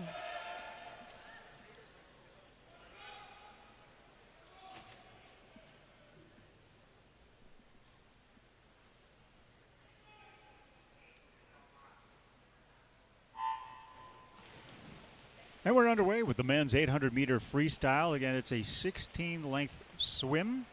And this has got to all be about your strategy in terms of pacing and when to go for it, and also maybe not getting stuck in the pack and not maybe following your own pacing that you should be. Yeah, we talked a lot about that on night number 1, so I'm glad you brought that up. Sometimes you automatically assume the person in lane 4 maybe is going a specific time, and so your goal is to stay within range, and then the person in lane 4 doesn't go the time you think they're going to go. So you do have to stay in your own lane to the best of your abilities, swim your own race. Everyone would come in with a strategy they worked on with their coaches based on the training they have been doing.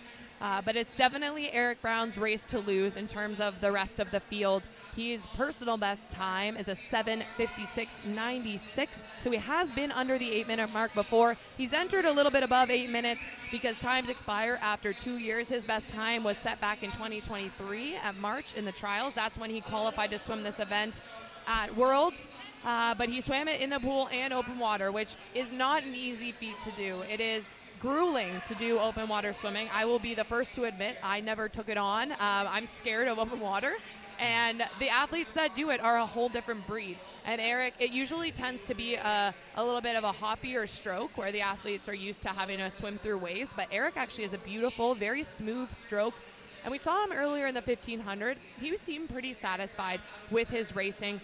He was quoted after qualifying for the World Championships in open water saying that he fell a little short of his Olympic goal last year, but this year he's been really working on a lot of things mentally and physically. And he feels really happy to be back where he wants to be. So yeah, Brown looks like he's opening up almost a 2-body length lead here as we approach the 200-meter wall. He's first to touch. A split of 30:24 and a time of 1:56.57. Vorobiev in lane 3 is number 2 right now at 1:58.97, and in third spot is Aiden Kirk in lane number 6, also under the 2-minute mark, as 3 swimmers are at the 200-meter mark. So this event actually on the men's program was only introduced to the Olympics back in Tokyo, so it's only been a couple years. And one thing that was definitely a new addition was just similar to the stroke 50s, but you see people really work on this event and find new ways to improve and focus on this event, because you used to go from the 400 all the way up to the 1500, so there was a huge gap in terms of potential. And you almost see an athlete like Eric Brown, he almost looks like he's not sprinting per se, but you have to put effort in through all 16 laps. This race, for someone that swims a 10-kilometer race, is going to feel like it goes by really quickly. And that last split, 3 swimmers under the 31-second mark. Oliver Risk and Fonseca making a push there as they turn at the 300-meter wall, with Eric Brown with that healthy lead right now of 3 seconds, maybe 4 almost, as at 2:57.34. In second is 3:01.28 would be Vorobiev. And third right now is Aiden Kirk, still holding that third spot at 3:01.33. What's the level of awareness when you're in lane 6? Lane 3 is far away. Lane 4, you don't really kind of see out of the corner of your eye, or if you take a breath and you can have a little peek, right? Freestyle is definitely an easier one to be able to test the waters in terms of where people are in the pool. When it comes to a race that's butterfly or maybe breaststroke where you're only looking forward, it is hard. But most of the athletes in a race of this length will be breathing to both sides. If not, I worry about their shoulder pain, because when you only rotate to one side, it is very, very painful. But as Brown, you can see, is only breathing to his right side on this turn, and likely will switch it up on the other side. Most people have a comfortable side. Looks like Brown's is definitely a breathing to the right. But you should have a good idea, especially when it comes to the flip turns. You can take a look, hopefully not move too much to take a look, but you have a good idea where everyone is. Almost 1.5 seconds under that mark as they now halfway through the men's 800-meter freestyle. 400 meters are in the books, and it's Brown with that lead at 3:58.26 at the wall. And he's going to be touching first here yet again with his new time now. He's up to 4:28.57, and no signs of slowing down either when you look at the splits at 30.31. Aiden Kirk now in second. It's in lane number 6 at 4:33.82. Aiden Kirk was a runner-up earlier in the program in the 1500 free, and he did that out of lane number 1. So talk about making the most of an opportunity. It doesn't matter what lane you're in. They're going to give it a go and give it a good race, but he dropped a full 15 seconds off his previous lifetime best, so I think we can expect that he's going to be able to go a lifetime best time here tonight as well.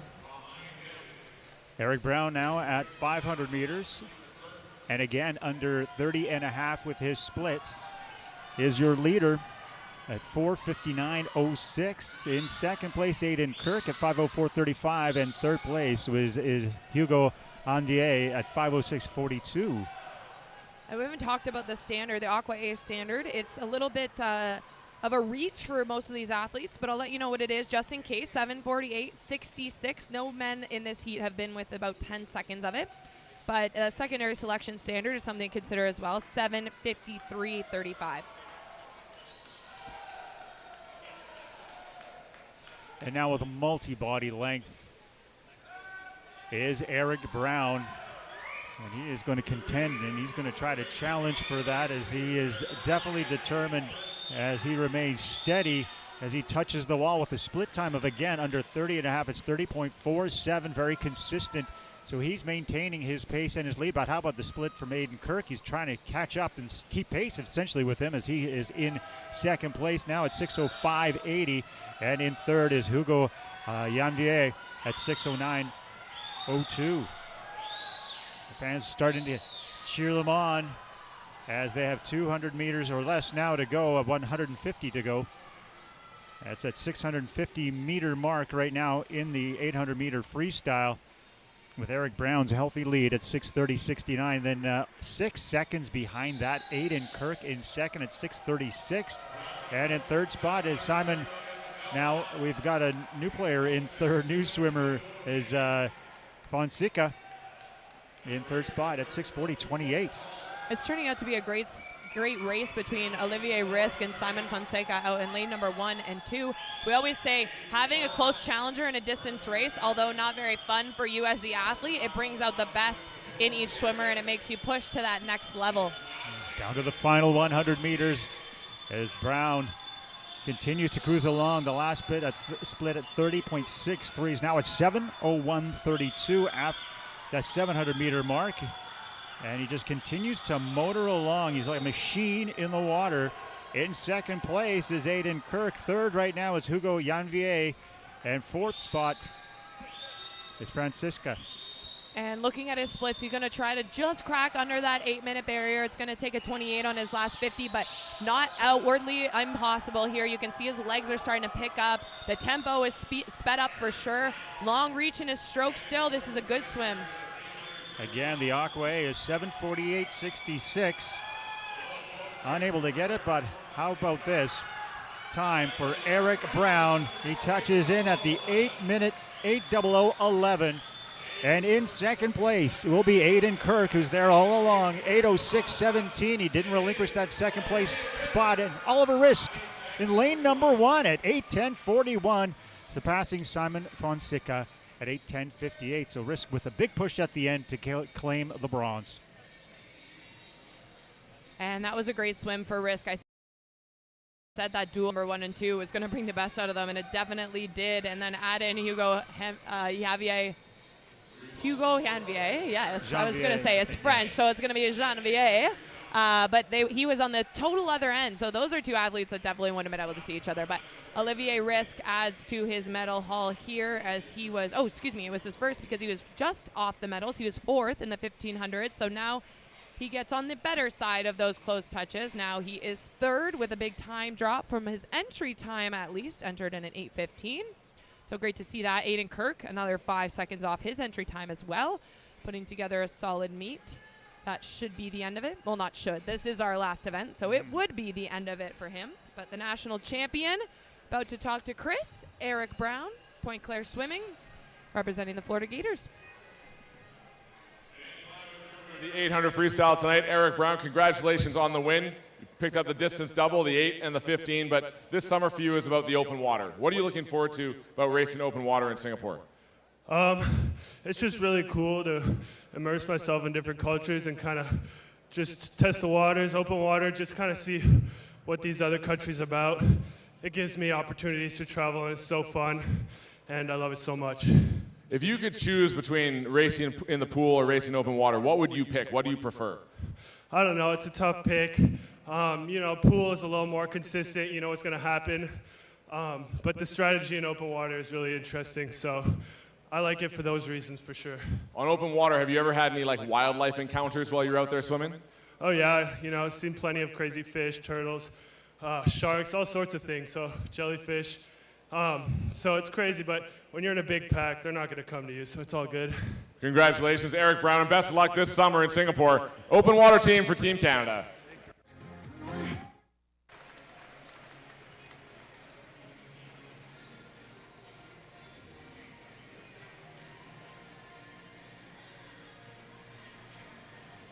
Well, congratulations on another national championship there for Eric Brown.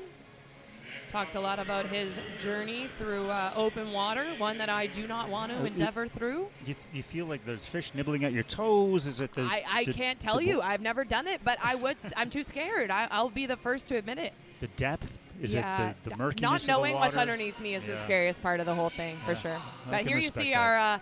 our junior finalist in the men's 800-meter freestyle. Aiden Kirk, the runner-up in that event, is in the junior age category. So these athletes will be contested against him, as well as Simon Fonseca, who was just shy of getting on the podium there as well. So those are the times to beat, just around the 8:06 and then the 8:10 mark. But these athletes will be aiming to get there. Aiden Kirk, the only one under the mark this in the previous heat, 8:07.52.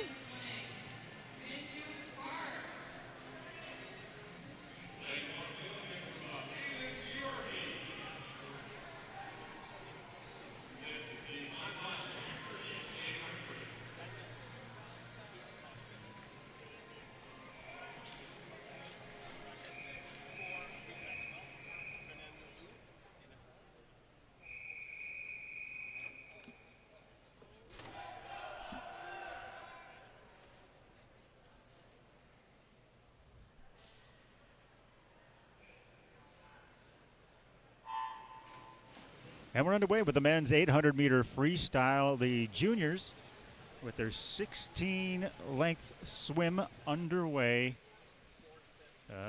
Best times in the pool, Zachary Bowie at 8:21.69 and 8:21.75 qualifying time for Jordan Shaper in lane number 5. And right now, the lane number 3 is Jacques Harrison with the early lead, a time of 27.69, a quick opening lap. But again, this is an endurance race, and Aiden Giorfi is in second, 28.03 and 28.09 for third spot with Jordan Shaper. And if you're wondering, the officials on the opposite end of the pool at the wall, they're the lap counters, so they show you how many laps you have remaining in the race. Ideally, you don't have to look up to see them because the number is above the pool, but the goal there is that you are able to check out if you're a little curious or lost count. But it is defeating when it says 15 because you still got the whole race to go. But soon that'll feel really good to see the number drop down. It's one less thing to think about. You could just concentrate more on keeping in rhythm, keeping your momentum going, and the counting that you're doing in your head is. Do you have certain pacing? Do you have a song in your head for certain types of races? What is your counter? Some do, for sure. Some love having music as a part of their routine, and it works well for them. Sometimes I got certain songs stuck in my head. Other times I was just positive affirmations of, okay, you're feeling good. You have a pace you want to hit. You have a rhythm you want to feel. A lot of it is about how the water feels. A lot of it is how you want to build into the race. So some people like to get out and put themselves in a position to be ahead, and other people like to descend it. Other people like to negative split it. So some definitely the song works, but it's a long race to have the same song stuck in your head the entire time. I will say that. I'm just imagining the Bee Gees staying alive, going. Absolutely. Absolutely.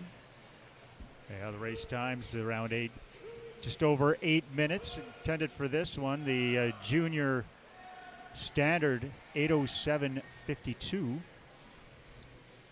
Who knows? We are right now after 200 meters, coming up the 250-meter turn. Your leader, Oliver Blanchard, with a time of 1:59.59. Also in the 2-minute mark was Jack Harrison. And Blanchard is now in the lead at 2:30.69 with Harrison in second, 0.3 of a second behind at 2:30.93. Aiden Giorfi is in third spot. And they would have known this event lineup far out, but it is brutal to have to wait for your main race as the final race of a 6-day competition. I'm just eyeing the ready room of the women's 1500, and that's the longest race in the program. And if you've been racing across all 6 days, it is quite something to wait until 7:45, almost 8 p.m. on the final night to have to do your main event. But this is why distance swimmers are a different breed. They're special, and I'm a little bit biased, I will admit, but I will say that it takes a different athlete, a different mentally tough athlete to be able to challenge themselves in a way to put themselves in the hardest events. And there are definitely some hard events for different reasons, because I'm going to get a little bit of hate if I say that the specific long events are the hardest, but there's a different level of hard. There's lactic acid in the 100s and the 200s. The 400 IM, I think, is one of the most challenging events in the program, but you have to put the 8 and the 1500 definitely up when it comes to ranking the toughest. You have a nap in the afternoon after you qualify for the prelims in the morning, then have a good lunch and then hit the that's wrapper. the routine, exactly that. Luckily, these athletes didn't have to do their events twice, which is great, but typically you would do your prelim, then you'd have a big lunch. You would try to get a nap in. Often when the nerves take over, you can't fall asleep, and that's one of the most frustrating parts. Summer McIntosh actually mentioned this week that she's a pro napper, is what she said. I'm like, you're a pro at many things. You're pretty good across the board, but she did say napping is one of her strengths. Gold medal. If you're wondering what else Summer McIntosh is good at, apparently she can fall asleep on command, which makes a lot of her travels and busy lifestyle make sense a little bit. I would just be the pro eater. Yes. You got to eat, right? You do. We are at the 450-meter turn with Oliver Blanchard still holding on to the lead at 4:35.56. Again, this is the men's 800-meter freestyle. Jacques Harrison is in second place. It looks like he's closed the gap a little bit here at 4:37.60. And in third spot, up in lane number 1, Aiden Giorfi with a time of 4:39.16. And Blanchard looking very controlled. As you can see, his legs are constantly kicking. It's kind of like a 6-beat kick is what we call it. He's not letting them drop down. He's definitely not allowing them to kind of drift away. Sometimes in the distance races, the legs aren't actually involved as much as they should be, but he's got them involved throughout. He's got a nice bounce to his stroke. He's breathing every 2, getting in a lot of good oxygen. That was a 500-meter turn, so they're already through halfway of this race. They're on what I would consider kind of that final build into the final push. But he's looking really strong, only 15 years old and currently splitting in the range of 30.9 on that 50 specifically. So putting together a really solid swim. Yeah, it is the junior men's 800-meter freestyle. And Oliver Blanchard again there at 31.34. That split at 5:37.87. So he's actually starting to to pull away a little bit. With second place right now would be still Jacques Harrison at 5:41.82 with his time, and in third 5:43.30 was Aiden Giorfi. At fourth place at 5:43.54 was Zachary McLeod. So we do have a race for second place underway right now. There's 4 swimmers in that pack. Keep an eye on as we get down now to the last 200 meters of this 800-meter freestyle in the men's division. As now it is opening up a 3-body length lead is your leader, Oliver Blanchard. As you mentioned, it's a 16-year-old year. Or did you say he turned 17 maybe already? But 2009 born. and he is consistently getting to the wall first and now starting to pull away. Blanchard at 6:39.92 here after 650 meters. Second place is Jock Harrison, still at 6:46.52. And he is approaching what we call music to our ears. It's the bell lap in a distance race where the officials give you that bell sound and you know that you only have 100 remaining.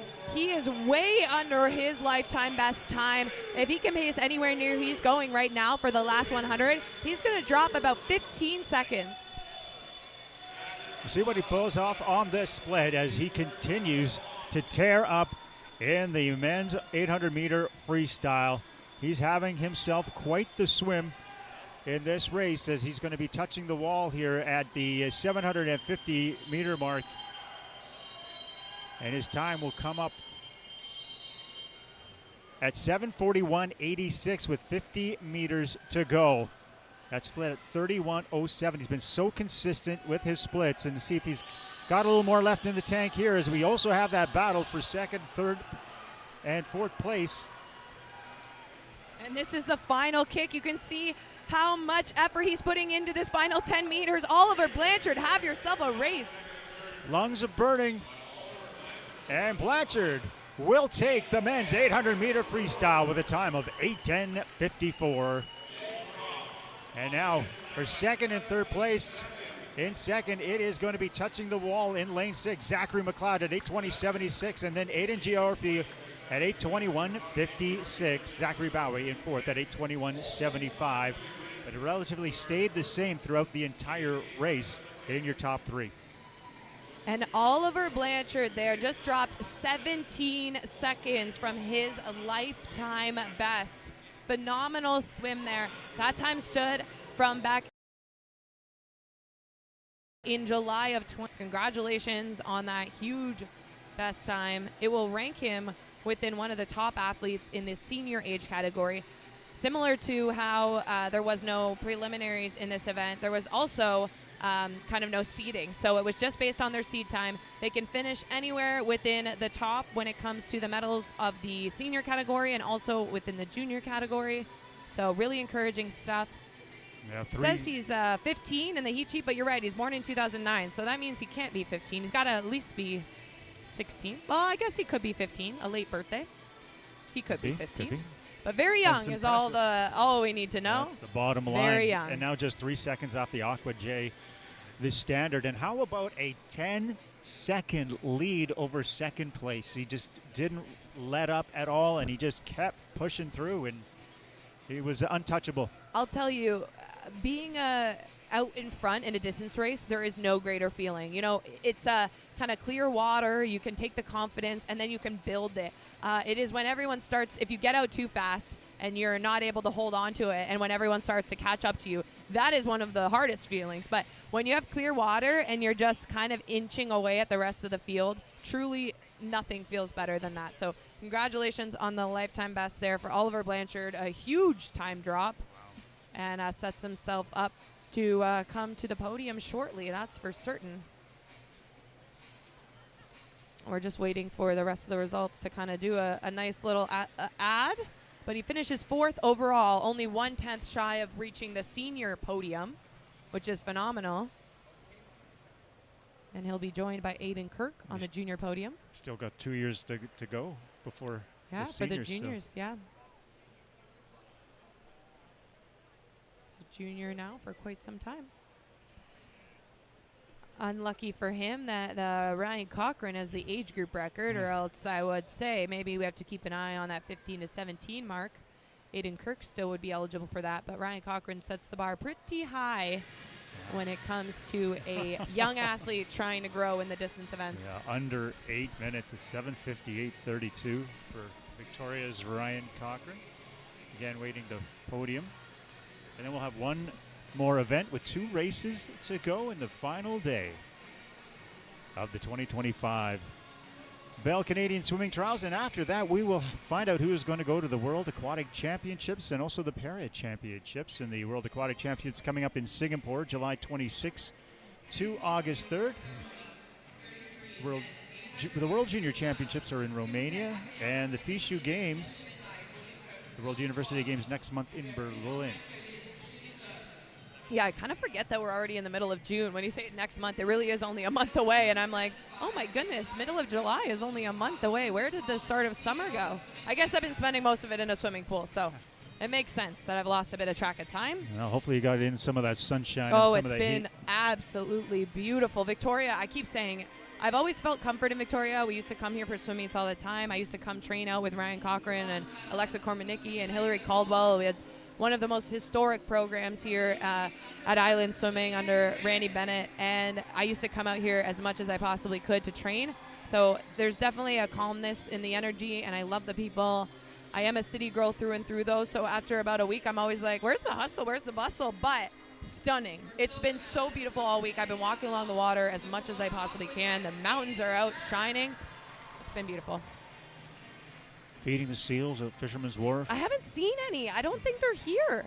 Unless you hiding know on where you. they are, because I thought that the seals were out all year long, and I was here about a month ago, and there were no seals. And now I'm here this week, no seals again, unless they're hiding from me, which might happen. I saw a few otters, though, so otters make up for it. We had a famous one here 6 months ago. It just wouldn't leave people alone. Really? They come up on the water and they'll molt and they'll shed their skin and they roll around. And one of them was really friendly and was getting close to people. I had to kind of avoid. You know them. who are what are very friendly? The peacocks. They'll come right up to you. I was eating on a patio the other day, and it just came right up to me. So they're nice and friendly, including the animals in Victoria. They're your medalists in the 800 freestyle men. Olivier Risk takes the bronze. Silver medal to Aiden Kirk, and Eric Brown will take the gold medal. Yeah, Eric Brown with that time of 8:00:11.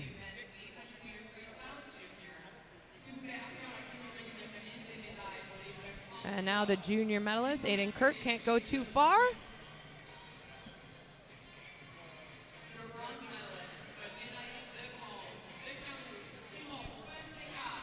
Simon Fonseca, the bronze medal there, just representing a camo. What a close finish there, 8:10:58, 8:10:54.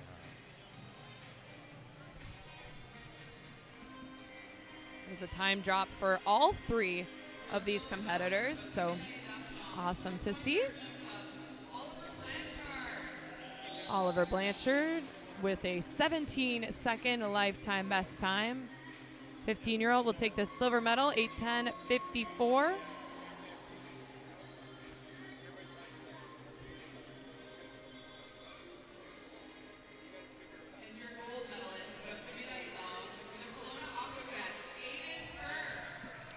Yeah, that 8:06:17. Impressive for the 18-year-old. Well, congratulations to the top three in the junior men's category. And with that, we'll start to get set for the final women's event of the night, the 1500 free. In the meantime, we have a quick commercial break. And then we'll welcome our finalists. Hi, Grandma. Hi, sweetie. I was just thinking about you. Well, guess who I just ran into? Who? Ryan Reyes. I remember that boy. You were real sweet on him. Grandma, no one says that anymore. Well, what would you say? I don't know, I'm low-key obsessed. Like he's a hunk? More like a snack. Like you're hungry? More like thirsty. Sounds like he's the bee's knees. I love these calls. I literally never know what you're gonna say. And ready to welcome the finalists in the women's 1500 freestyle.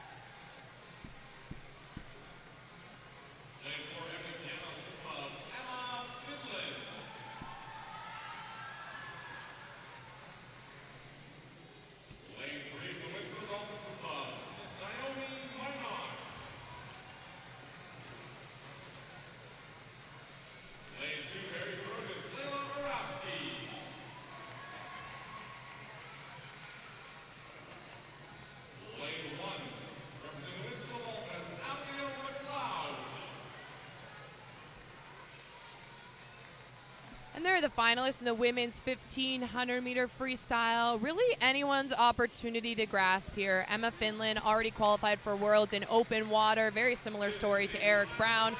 She competed at the Olympic Games last year. What a story it was. She qualified as the final continental qualifier to get her spot in the on the Paris team.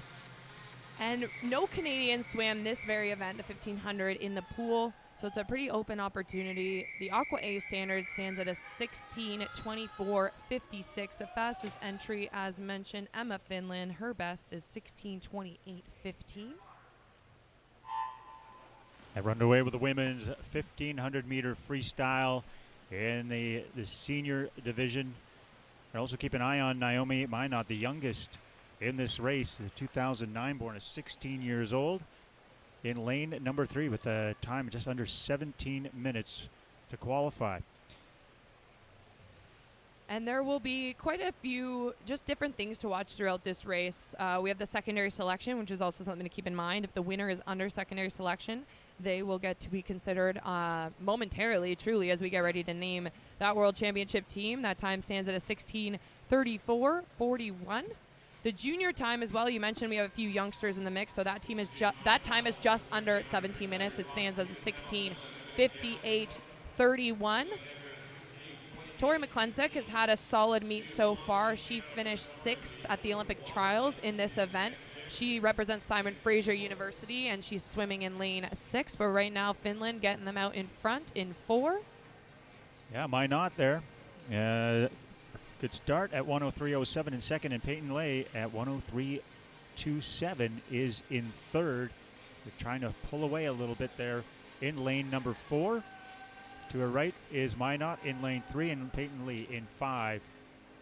To Finland's left, we'll look at maybe Bailey O'Regan in lane number 8 as we get the side view coming up to see where in 4th spot right now. But as they touch the wall at the 150-meter mark, it's Finland still in first at 135.35. Now Minot second behind her. And in third at 136.83 is Peyton Lay. And now in 4th is in lane number 1, Abigail McLeod, and O'Regan has dropped to 5th.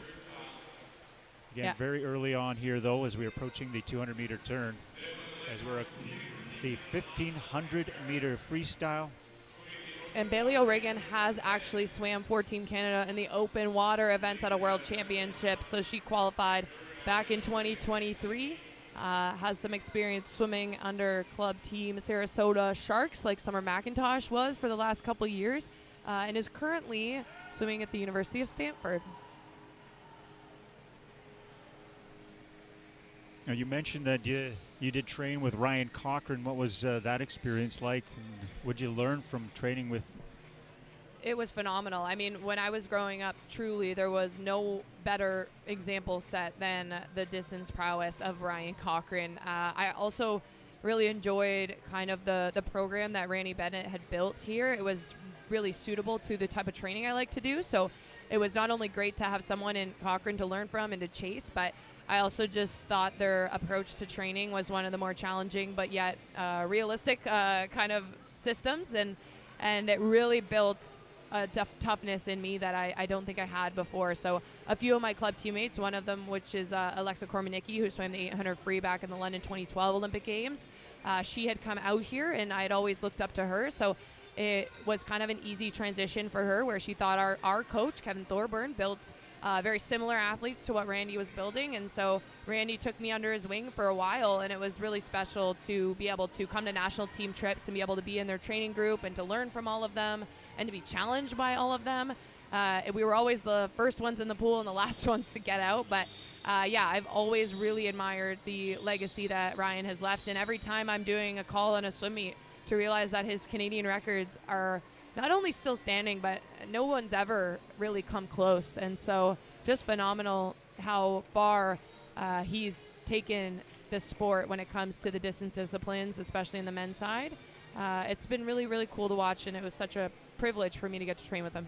Well, you are listening to the voice of the current Canadian senior record holder, as Brittany McLean at 15:57.15. What steps did you have to take to break through to set that record? Well, it's funny actually because the 1500 didn't used to be similar to what I was just saying with the 800. The 1500 didn't used to be an Olympic discipline event, so it wasn't often at our trials. I wouldn't want to say ever because there may have been a few instances, but it wasn't a qualification event at World Championships. So because of it, we didn't really have anyone that focused on the event. And in my lifetime, long course, I've only swam it less than a handful of times. So the fact that I have that Canadian record is honestly just a token to the training and a little bit of that 800 freestyle speed that I can kind of take up to the 15. But I wouldn't say I mastered the race by any means. I would work a lot with my coaches on, building the 500s is something I really like to do. So they're approaching the 500-meter wall right now. This is when I try to take the momentum that I was gaining and then maybe hit the next gear. That was always one of the goals that I would try to aim for, but it was all about really the 800 experience. And it's silly now to say that because it's an Olympic event and you wonder, okay, well, you're the Canadian record holder. You must have swam this, multiple times at every single meet, but I have swam this event long course only a handful of times, and I'm privileged to say I'm the Canadian record holder. I swam a lot of short course yards miles, which are called the 1650. In my collegiate program at the University of Georgia, which Emma Finland's gotten used to right now as a freshman at Ohio State University, but still very, I would say I was a little bit new to the world of the 1500. So it's kind of funny that record stands. But if Summer wanted to do it, she could take it down in her practice suit any day. Britt McLean also with a gold medal in modesty there. As we are now a third of the way through this race over at 550 meters. And your leader is Emma Finland. Second place is O'Regan.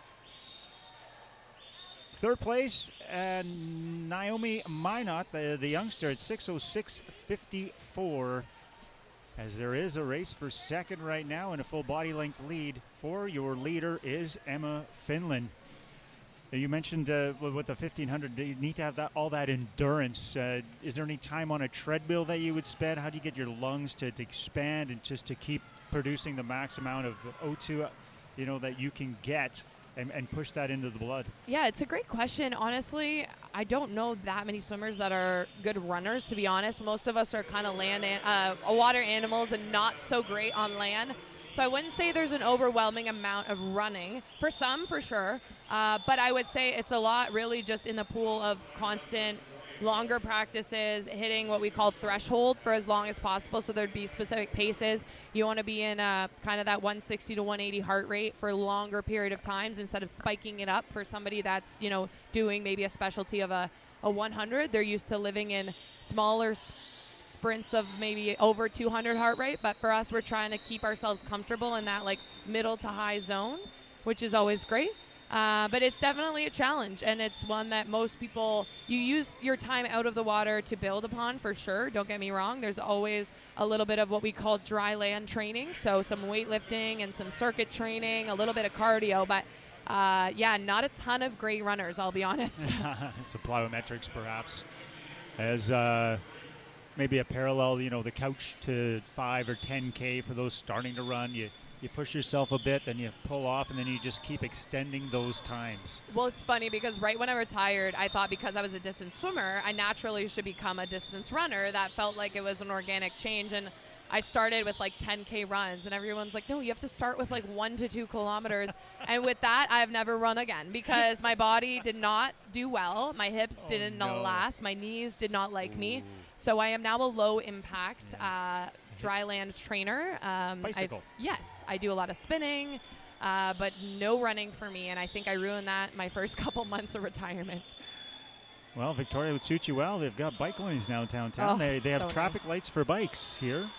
So nice. It's been amazing. But let's get back to the pool quickly because our leader right now is putting together quite a good swim, 8:46 at the 800-meter mark. We talk about moments that you kind of in your head have little celebrations. That is one of them. Once you hit the 800 mark and you're over it, you're over halfway through this race. It feels amazing to know that you have less than half to go. Definitely getting over the 1,000 is another one of those hurdles to know, okay, I'm over that double-digit number, triple digit. But, yeah, I think from here on out, you're kind of keeping an eye on the time the lap counters. I was going to say the clock, but I hope you're not keeping an eye on the clock because it would cause you to have to look all the way up in the other direction. But yeah, you're keeping an eye on the lap counters, knowing where you're at in your stroke, wanting to build into each. You can see Emma, not surprising that she's strong in open water because very limited on the legs and really nice from an upper body perspective, has a nice bounce to her stroke, not uncommon to see with athletes that have to swim against the waves. Yeah, her last time at 9:19 is Emma Finland in lane number 4 is your current leader, coming up to the 900-meter mark with O'Regan in second, but it is Emma Finland on the turn at 900 meters with a time of 9:53.19 and a healthy lead. As in at second is Bailey O'Regan at 10:03.35. She has a 9-second, almost 10-second lead, does Emma Finland at this juncture. And in third spot, 10:06.25, 3 seconds behind O'Regan. That would be Tori McClensick in lane number 6. And Bailey O'Regan is still, when she went out quite fast in the outside lane, you often have to keep an eye on if they're going to be able to hold it on, but she looks really strong. Also using that open water experience, having swam on the national team before, but also keep an eye out on Abigail McLeod on the top lane. Another one of our youngsters, only 15 years old, swimming in a big final. Will be really cool to try to see her get under that 16-minute mark. That world junior time, as mentioned, a 16:58.31. Well, there is a wave pool right attached here, the next pool over, if they do want to go and train in there against the waves. That is true. That is true. I don't think I've ever seen the wave pool actually wave. Does it wave? Does it move? Oh, yeah. Okay. There's some big waves. It gets beeping. And I've seen the slide active, but I've never seen the waves going. The waves, right now they or else you hear this beeping noise, and then the kids scream, and it gets loud in here. It's like, and then the waves will start pounding. It's pretty fun. Kids love it here at the Commonwealth pool here in Victoria. So now, looking at your leader, Emma Finland, at 11:34.69 at the 1050-meter mark. In second, 11:45.95 is still Bailey O'Regan. In third is Tori McClensick, so that's unchanged at 11:47.77. 11:48 time for Abigail McLeod out in lane number 1. So now we're coming up to the 1100-meter mark. After that, there'll be 400 meters to go. And if you are lagging in behind, is this where you start thinking you need to start elevating, you need to start breaking out and start pushing a bit more? Well, I think at this point in the race, no matter what, you're in pain. I'll be honest. You could be going to best time or you could be adding a minute and you're still hurting. So I think the real key is to stay as mentally tough as possible, to know that you're almost there. The last 400, I always used to think back to my training. How many times did I have to push off for another 400 hard? We do countless hours and hours of work to get to moments like this. So I would just use that to get a little dig deeper, the slightest bit, to get myself through this final push. Because no matter what, your body is almost, not that it's numb, but it's almost in so much pain it feels numb. You are putting in everything you have into a race this long, and you just need those little mental reminders that you can do this. You've trained hard for it. You're capable of great things. And those are just a few of the things I'd remind myself. But speaking of, Emma Finland is dropping down in her splits. So her last 250s were 33 mid, where before that she was a 34 high.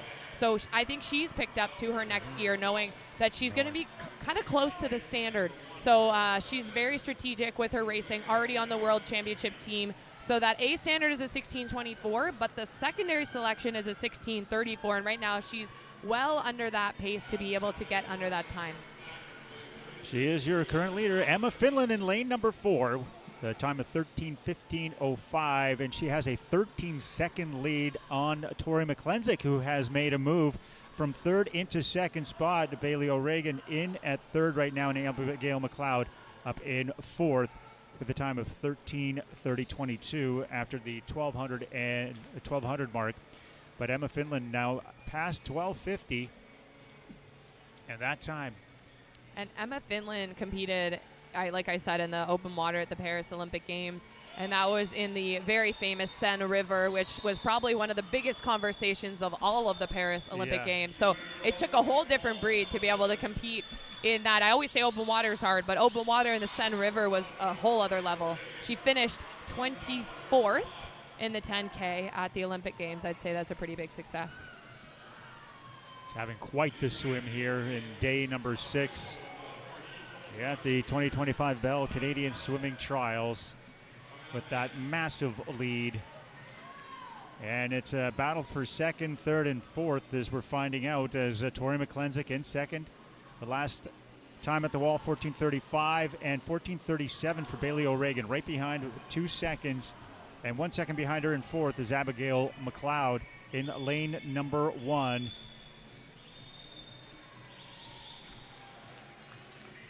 And for Finland, I said it in the 8 and I'll say it again, she will get that bell lap. It is music to an athlete's ears. It is the best feeling in the world knowing you only have 2 more laps to go in an event that is grueling, over 16 minutes. Finland, like I said, pacing under that secondary qualification standard. So as long as she touches first and gets under that time, it actually is going to be closer than I thought it's going to be, though. So they've got to get behind her. Great crowd starting to elevate. They're starting to wave on the sidelines. They are cheering her on. This excellent time for Emma Finland in lane number 4 in top spot at 15:29.03. Second place, Tori McClensick, 15:43. Third place, Bailey O'Regan right now in lane number 8 at 15:45.32. Abigail McLeod in lane number 1 at 15:46 at the 1,400 meter mark. But here it is, Emma Finland. Oh, and after going for 16 minutes, she's going to be just off the standard, which is so unfortunate. But Emma, dig as deep as possible here. 25 meters to go for Emma Finland, the current leader and soon-to-be national champion. All the hard work paying off. Such a big lead, and she's down to the final few meters. It is Emma Finland with a great swim here and a time of 16:34, 86.4 over the secondary standard. Trying to gauge her reaction in the pool when she sees the time, and now touching the wall. Second is Tori McClensick, a solid swim at 16:48.39. Bailey O'Regan at 16:50.11 is in third. And Abigail McLeod at 16:51.54 has now finished, as well as the rest of the pack make their way in here in the women's 1,500 meter freestyle. So other than our champion, none of the rest of that heat had been under 17 minutes. And none of the rest of our medalists at least had been under 17 minutes. And a lot of them just dropped a good amount of time. Outside smokes for Bailey O'Regan and Abigail McLeod, finishing really quick there. Bailey O'Regan in a 31:44 time best. Congratulations to all the participants, but like you said, that is so close for Emma Finland. Just 4/10 from adding that event to her program, but she will focus solely on open water when it comes to the World Championships this summer. She tonight will be your national champion. A 13.5-second lead over Tori McClensick for Emma Finland.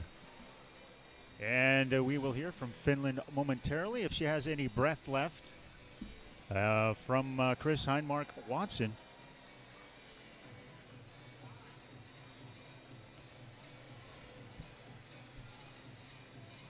Incredible swim.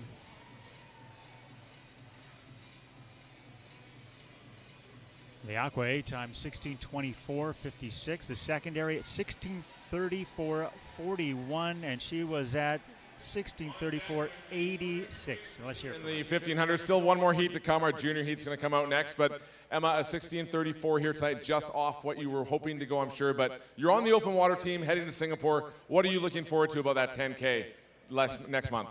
I think the techniques are super cool and just seeing how everyone else approaches the race. So coming off of Paris last summer, we got to swim in the Seine. What do you like? It's going to be very different, obviously, in Singapore. What are you sort of looking forward to in terms of the differences? I think it's super different if you're in an ocean or a lake, so I think it'll be a lot less wavy, hopefully an easier race. Well, congratulations on your swim here tonight. Emma Finland on the team for Singapore in the 10K open water.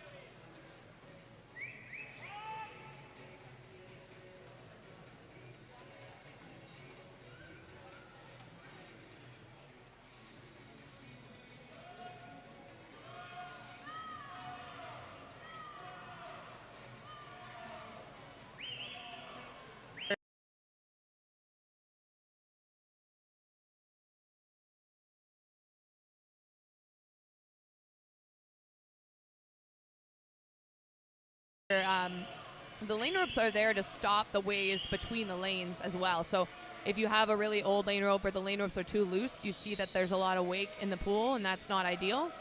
So, yeah, I think this pool has everything it needs to be successful. Commonwealth pool in Greater Victoria. In the capital, let's look at our leaderboard after 650 meters. Is Isabella Cooper in top spot at 7:18:20. 2 seconds behind in second place is Maya Thomas at 7:20:61, and third spot as Ellie Wise at 7:20:78. But they're still all together, but trying to pull away is Isabella Cooper there in lane number 6. Fourth spot, as we're coming up to touch the wall, is that the gap has really widened. They were hot out of the gate, those three. And now at 8:05:13 is Annabelle Turcotte in lane number 8. She has your fourth spot. Now, you mentioned the coach talking to you about the psychology of it, but how important is having consistency with the coach, someone you trust, someone that you build with? I know you mentioned earlier this week that Summer McIntosh now has a couple years with the same coach to build on. Well, she did up until this year. So she worked in Sarasota with Brent Arkey for quite some time and then actually made a switch just a couple months ago, and obviously something working well. So I think even though coaching is really important, I think it really is about the mental side of it as well. For example, if you're in a program you trust, it doesn't matter if you were with the coach for a month or 10 years. If you're feeling good about the program you're doing and you have the understanding that you're moving in the right direction, then I always say to athletes too, whether they decide to, whatever program they decide to go to for university, whatever they decide to go to for their club team, you can sometimes be a really big fish in a small pond or a really small fish in a big pond. But if you trust the program you're in, that's how you're going to be successful. You can be successful anywhere. It's all about really leaning in on the preparation side, understanding, asking the right questions I always find, because often you just go about your business every day, but the coaches are there to support you and to cater a unique experience for everyone, even though you can't think that the same thing that works well for Summer works well for everyone else in the heat. And so they usually build a program based on a generalized idea, and then you kind of have slight adjustments that work well for you as an individual. And so I always used to ask my coaches, it's not like showing up to the pool every day and saying, why am I doing this? But it is about, okay, well, this practice, what am I working on today? Or what am I supposed to be feeling in this moment? Or I'm really fatigued on Thursday this week. What can I do to be less fatigued by midweek and work into the rest of the weekend? So I always say to swimmers, talk to your coaches about what you're working on, ask the questions, be involved in your own program instead of just going about the motions. Watching video. Yes, absolutely. Watching video is another great way to get better. All right, we'll look at the lead as Isabella Cooper in lane 5. With a time of 10:10:16, a 3-second lead on a second place Ellie Wise at 10:13:75. At 10:16:13, 3 seconds behind that is Maya Thomas. As those three are leading the pack, but will anybody catch Isabella Cooper in this one, as we are now approaching the 1,000-meter mark? It's another one of those hurdles, as you mentioned.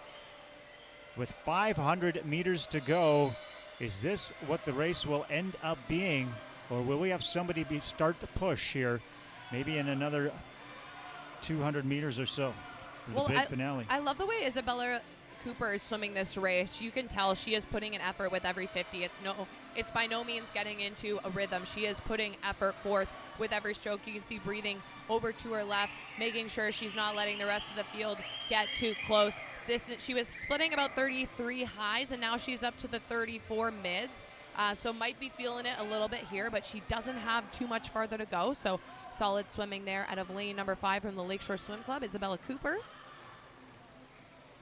Well, we heard from Emma Finland, and I thought she'd be a little more out of breath in her interview, but she still had just incredible. She wasn't huffing and puffing after, doing the 1,500 meter, but what would be a good way to cool down? I think recovery is pretty big, especially after a long race like this. Yes, and it's hard to end on this because once you get late in the night, a lot of athletes just want to say, I don't want to warm down. It's my last race.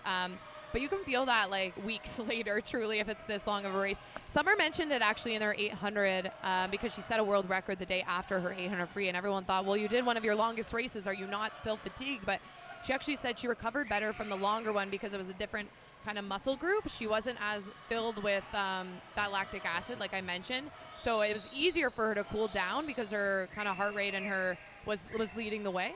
So it's easy to cool down your heart rate, but your body and that pain is a little bit different. So that part I thought was kind of interesting. I never really looked at it that way, but I do agree that sometimes it is about warming down, but it's kind of a different cool down. Your body's not locked up the same way it is after like a stroke 200.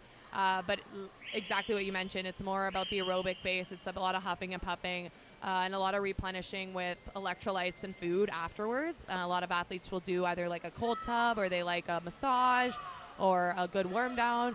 But on the last day of the meet, a lot of them are about to sit on a plane for 5 hours, either tomorrow or later tonight maybe even. So you do really want to just get a little bit loosened up. And warming down is such a key part of this sport, and it's such a key part about having a busy program. If you're swimming multiple events across 6 days, that's really the gain of success, right? It's all about building within each day, really understanding that it's a process. It's not just getting on the blocks every day and doing the hard work leading up here. It was just one step, but you have to show up and understand that the work's not done after one race, and that's what Summer McIntosh did so well throughout the week this week. Yeah, we do not have a change in the top 3 with Isabella Cooper after 1,200 meters, 300 to go. In first at 13:38, in second place at 13:42. A 4-second lead is Ellie Wise, and at third, touching the wall now, is Mia Thomas at 13:50.54. And it'll be in fourth place in lane number 3 will be Cora Petninski. And, actually make that Annabelle Turcotte. Then Cora Petninski, and then 6th is Zoe Tamori.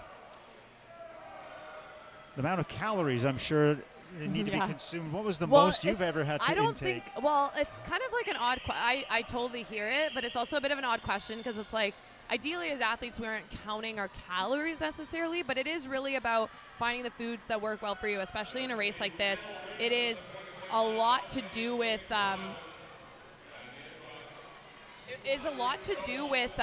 just finding what foods work. For example, you don't want to fill up on a ton of food right before a race, but you want to figure out what sits well for you. I loved having like a specific bar that I really enjoyed, or I loved like a banana and peanut butter before a practice because you didn't want a full heavy meal right before a practice, but you do need to fuel yourself. So it's all about finding what works for you. I would say a lot, Summer said that throughout the week, is that replenishing food has been huge, and that was one of the, I asked my followers on Instagram today, because I'm going to get to chat with some of the athletes tomorrow. I asked, what are we curious about from these World Championship team members?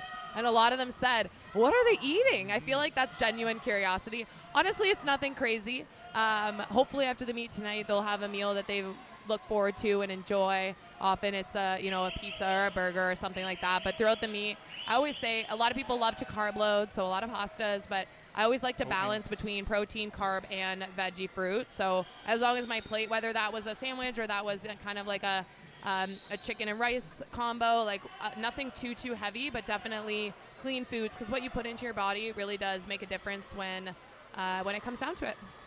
Last thing you want to do is feel bloated there in the water, but you want those dense, rich nutrients, sometimes nuts, oatmeal. Absolutely. Okay, the final 100, the bell lap, our final 100 meters here at these swim trials. What a meet it has been. And like we said, don't go anywhere. We will be naming very shortly the Para World Championship team and the World Championship roster momentarily.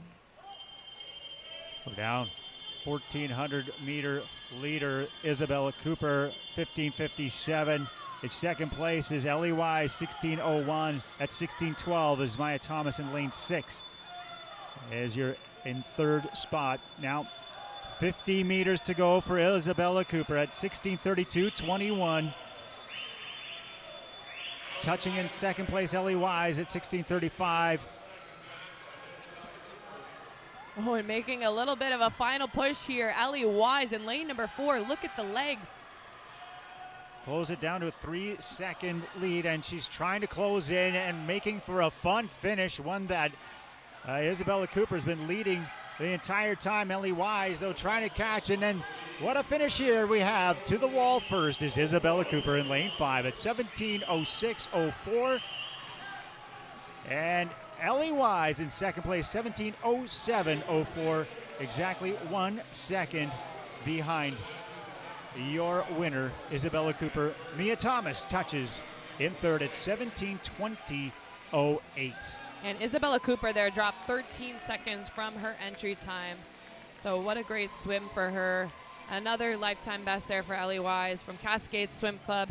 She drops just a little above 9 seconds, so a solid effort there. Final swimmers coming into the wall now. Official of that final 1500 on the junior side. Well, you can mention your Instagram account if you want. You can get more questions because you yeah, are going to please. interview. If you do, I'm at Brit_Mac3. If you just Google my name as well, Instagram, it should come up. But yes, I have a little question box there. So if you have questions for the athletes, please let me know. I'm going to try to get to as many of the, I'm looking for, I call it like, these aren't sit down necessarily long form, but just like the little curiosities. In the summer at the Paris Olympic Games, I actually had a series I started called Brit's Brain, and it was anything that I thought was interesting or I got curious about. I thought at least one person at home is probably curious too. So my goal was to just share those like the questions like, what do people eat? I have been asking about I asked Summer today, what is the treat you had last night? And she answered with a really good slice of chocolate cake. And I said, a lot of people can probably relate to that. So these are the little things people want to know. The process of shaving down has been one of the greatest curiosities across the board. So yes, feel free to drop any questions you have for the athletes. And I'll do what I can to get as many of those answered for you on the episode of The Ready Room by next week. But we are getting to our final podium celebrations of the evening right now. First, we'll have the senior women's 400 freestyle. 1500 wow. Freestyle. They probably wish it was a 400. Sure do. Yeah, as Emma Finland, what a race at 16:34.86. Tori McClensick at 16.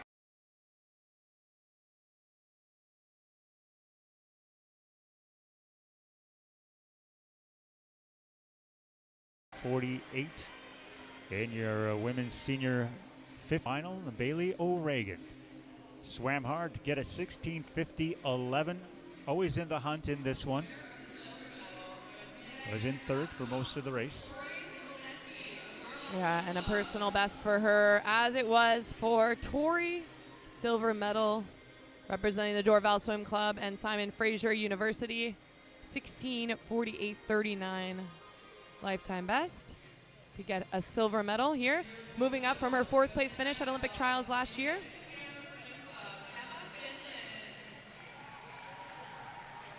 And there is your winner, Emma Finland.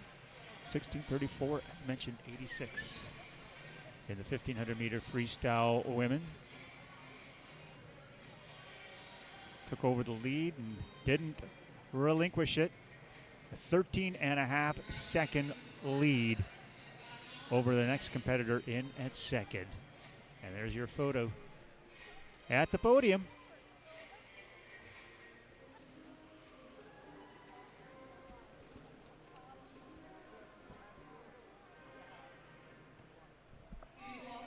And the final medals of the championships, it will be the junior podium in the women's 1500 freestyle. They deserve it after all these laps, 30 laps to be exact, to end the meet off. Bronze medalist, Naomi Minot, the youngster from the A final 17:06.14. Winskill Dolphins have 2 on the podium. I bet that distance group is something special. And the silver medalist representing Lakeshore, Isabella Cooper, 17:06.04.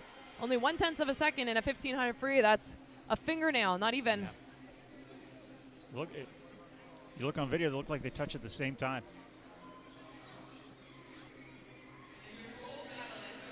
And the gold medalist, the only under that junior qualification time, Abigail McLeod, time of 16:51 at 54. A huge drop for her. Also representing the Winskill Dolphins Swim Club.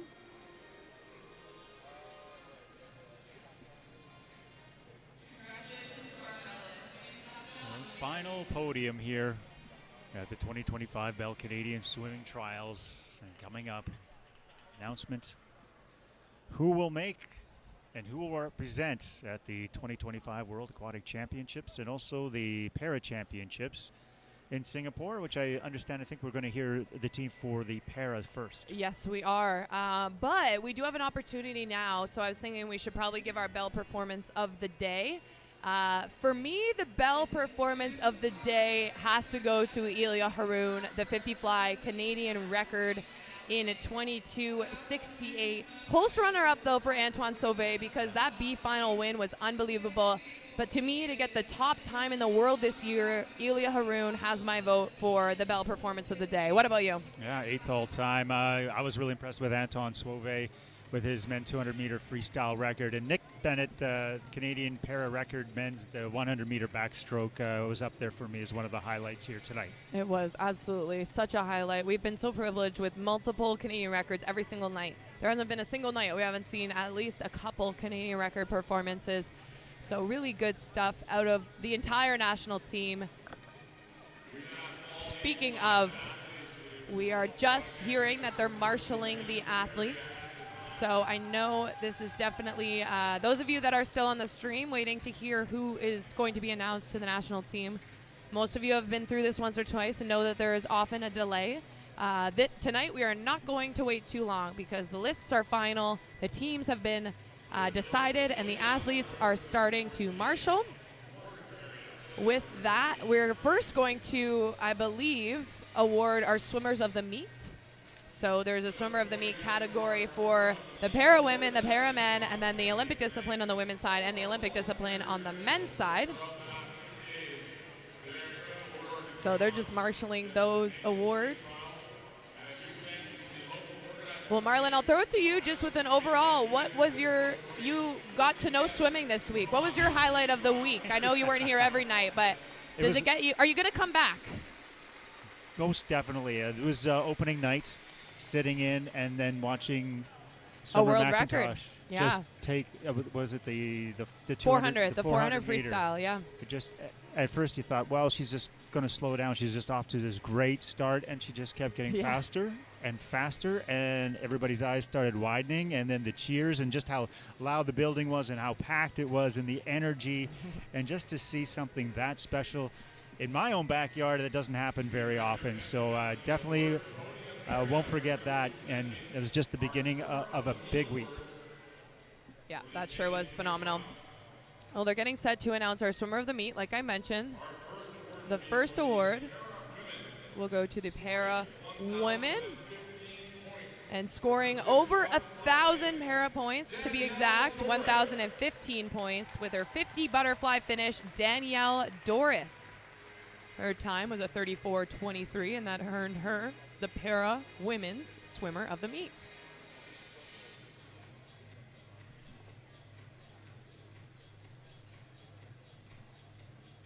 I love it when the swimmers are always like, should I smile or do I get to go? Where do I look?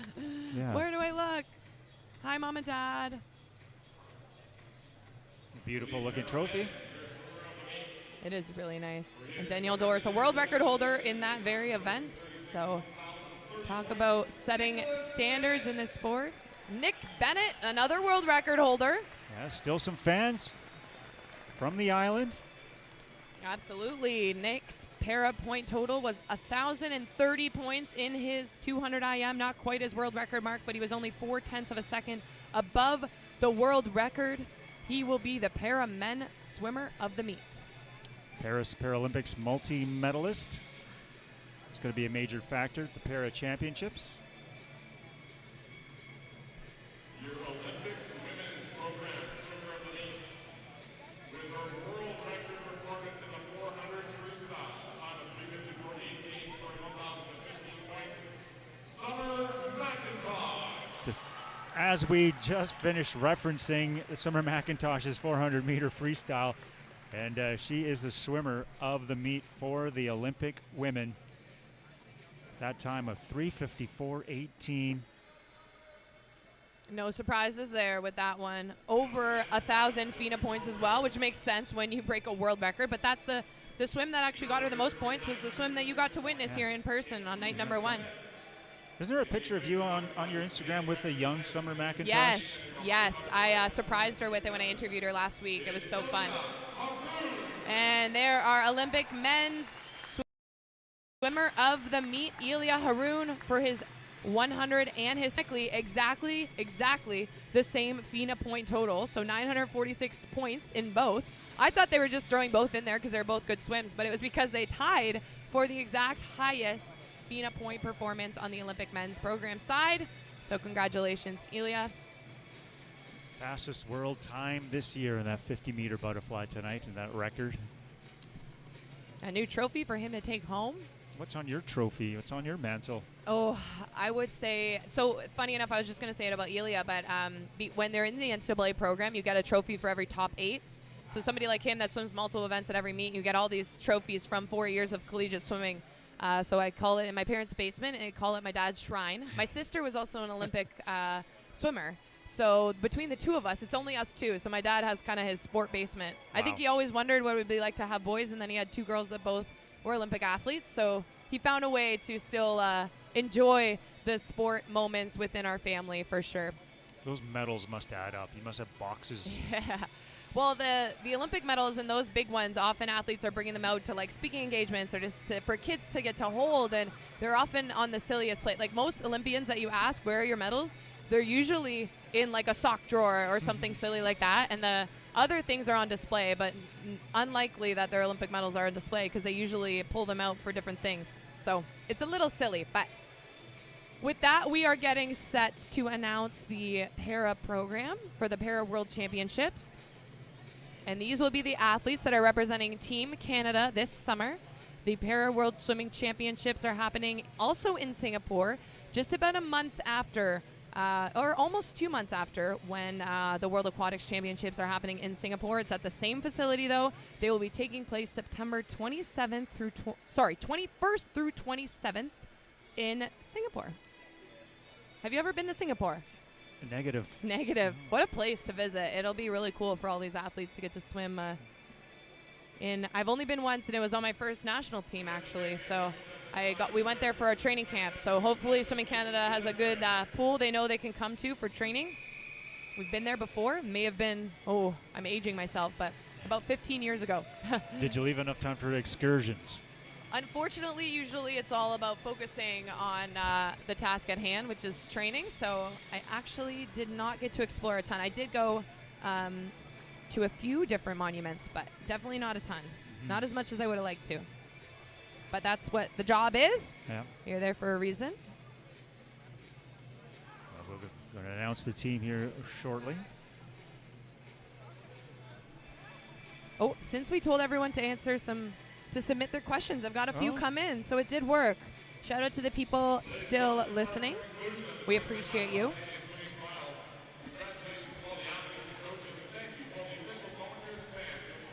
And we are just hearing in the stadium a final thank you to all the volunteers. So we will echo that on the stream. Very grateful for all the people that make an event like this happen.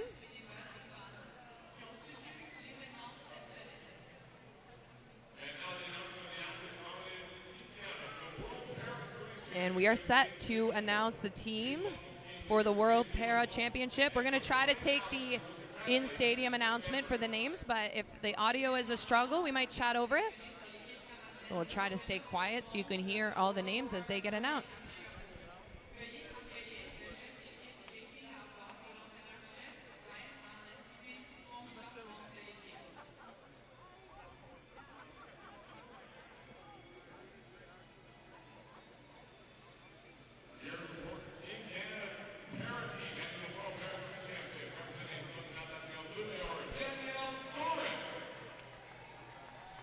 Danielle Doris.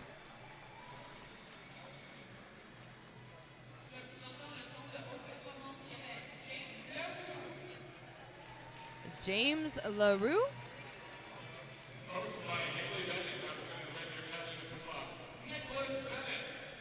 And Nicholas Bennett alongside his sister as his coach, Haley Bennett Osborne.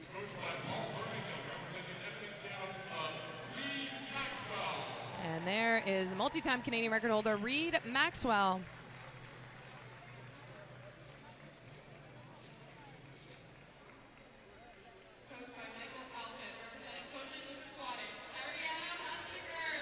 Ariana Hunsaker.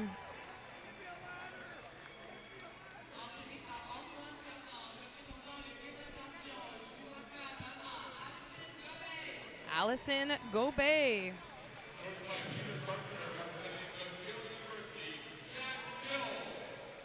Jack Gill alongside his coach, Peter Carpenter.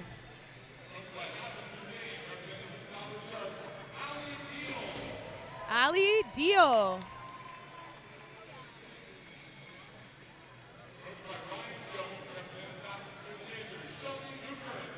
Shelby Newkirk, who isn't here actually because she was at classification, but named to the team.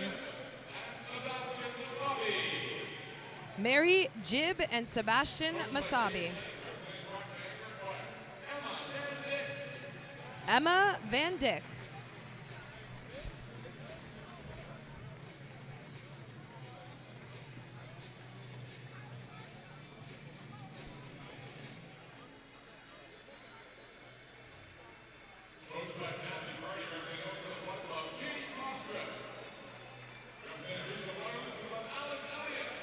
And there is Katie Cosgriff and Alec Elliott.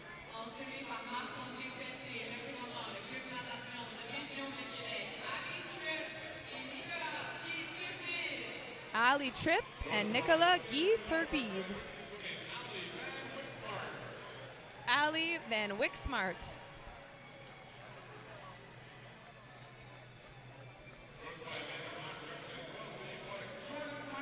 Jordan Tucker.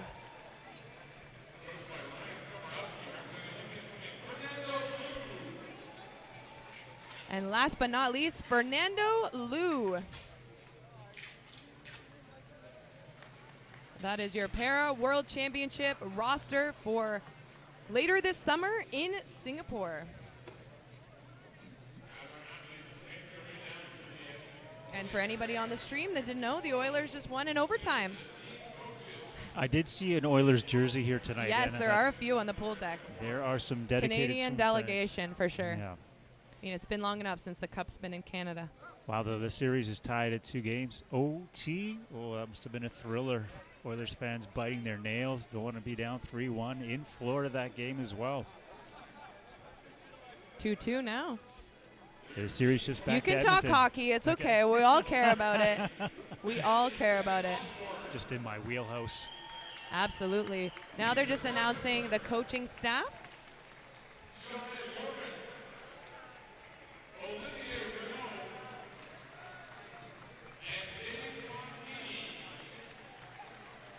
And as we clap for them, I'll repeat that in case you didn't get it fully clear. Haley Bennett Osborne, Peter Carpenter, Jai Lawrence, Oliver Renault, and Dave Tontini. The team coaches for this year's World Para Swimming Championships in Singapore. And that is your Team Canada. A great shot. Panoramic view.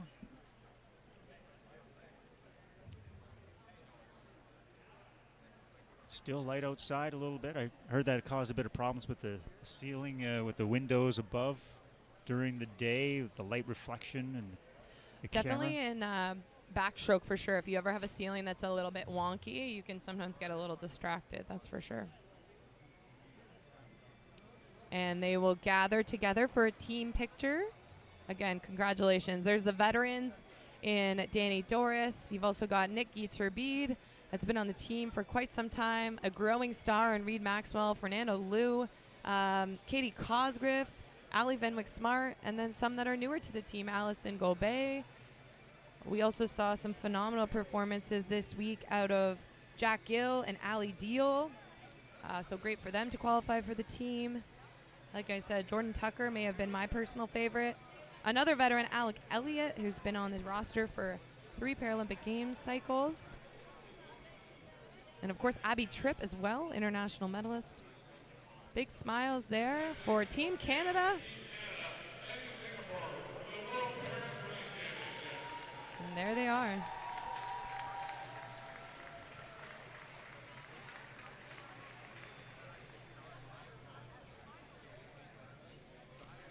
Yeah, up next, the 2025 World Aquatic Championships team, who will be representing, as they give themselves a little bit of time here with this announcement as they do try to, scour over and figure out who will be put on the team. They have lots to choose from. Yeah, and hopefully what we just did worked well, but we'll let the in-stadium announcement go, and then we'll kind of come over it with our added touch to make sure you know which athletes are coming up on the screen. I will tell you, because I am privy to the list, there are 1 or 2 names discretionary added, so you might be learning along with the rest of us. Excited to see alongside with you who will be representing Canada at the World Championships in Singapore. That event will, I know we've said it a few times, but it will be taking place July 27th to August 3rd. At the World Aquatics Championships as well, diving as well as artistic swimming, water polo, high diving, it all happens at the same championships. So they'll be a part of a greater Team Canada. They're competing for podium performances. It's also the first Worlds of a new Olympic cycle, which is also kind of a really amazing opportunity to see where you're at as a nation. And then when you have an athlete like Summer McIntosh that's globally created some waves, it's something special. And we are ready to announce the World Aquatic Championship roster.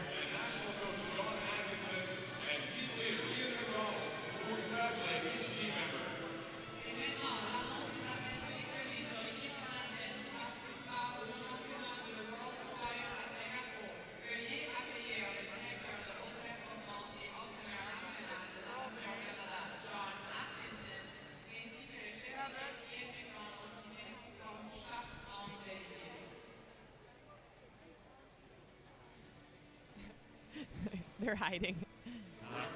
If you didn't know, I think Kylie's first. There is Kylie Moss.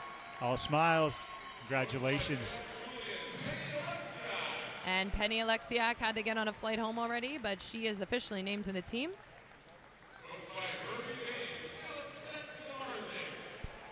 And Philip Sank-Samarczyk, Ilya Haroun, and Taylor Ruck, all swimming right now at the Arizona State University. Coached by Herbie Boehm, who's standing right behind. Mary Sophie Harvey from Camo.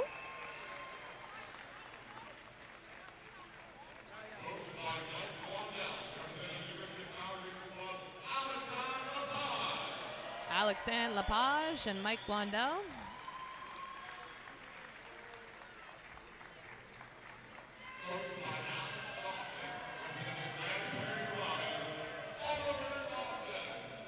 Oliver Dawson and his dad. You see the resemblance? I sure do. Oliver Dawson, the breaststroke winner in the 50 through the 200. Brooklyn Duthright.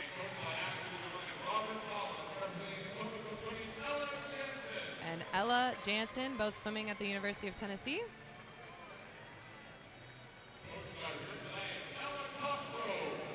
Ella Cosgrove adds her name to the list on a relay spot.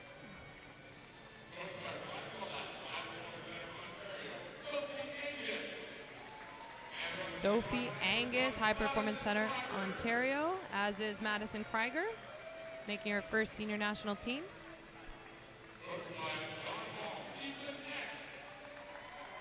Ethan Eck won multiple events this week.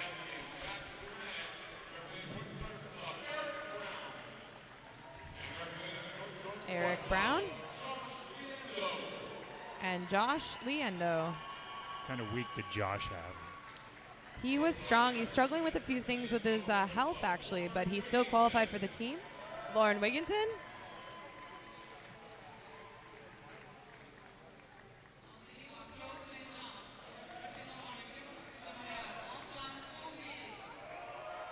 Antoine Sauvé.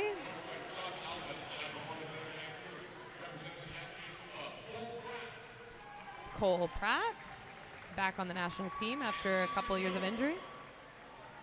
And Ingrid Wilm.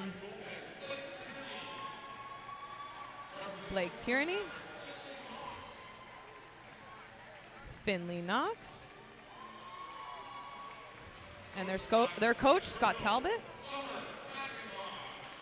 And Summer McIntosh.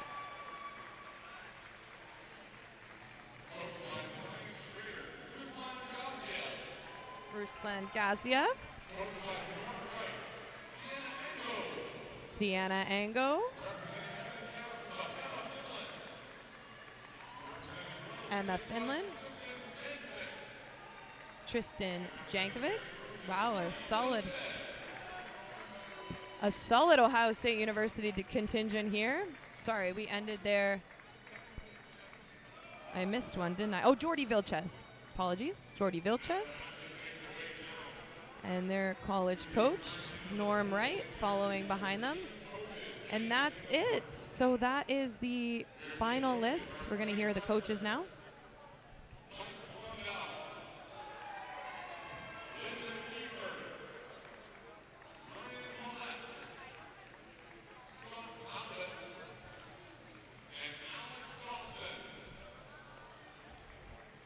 Well, as they gather on the podium for team pictures, I'll repeat that coaching list. Greg Arkhurst, Mike Blondell, Linda Kiefer, Ryan Millette, Scott Talbot, and Alex Dawson. So the center coaches, Ryan Millette from High Performance Center, Ontario, Scott Talbot, High Performance Center, Vancouver. We have Greg Arkhurst, who coaches at Camo for Mary Sophie Harvey, Linda Kiefer from the University of Toronto, Mike Blondell from the University of Calgary, and Alex Dawson from the Grand Prairie Piranhas, coach of his son, Oliver Dawson. So some with a lot of national experience, international experience, and others just gaining some this summer, which will be great. Yeah, great experience for them and start building. Well, we will watch the screen to gather this team together for the World Championships this summer. What a thrill it's been to get to call these races. Thanks for stepping in tonight. You were phenomenal. We appreciate your efforts. I appreciate that. Thanks for having me on board. And any last hot takes? Anything going in? I always have a lot of hot takes. I'm really excited about this Canadian team. I think we have a really good mix of youth and experience. I think the post-Olympic year, there's always a bit of a new wave of athletes that are making their first team, which is great. They'll have a ton of experience in Singapore this summer. But now the Canadian swimmers are not just going to meets to compete. They're going to meets to reach podiums. They're going to meets to set records. They're going to meets to compete against the best in the world. So congratulations to all the athletes that are getting named, whether it's your first time or your fifth time. Have fun this summer. We'll be cheering you on. We will be, we can't wait to cover it all. Here I know at Swimming Canada and CBC Sports. We're looking forward to keeping up with all the action and seeing what everyone in that team is capable of doing.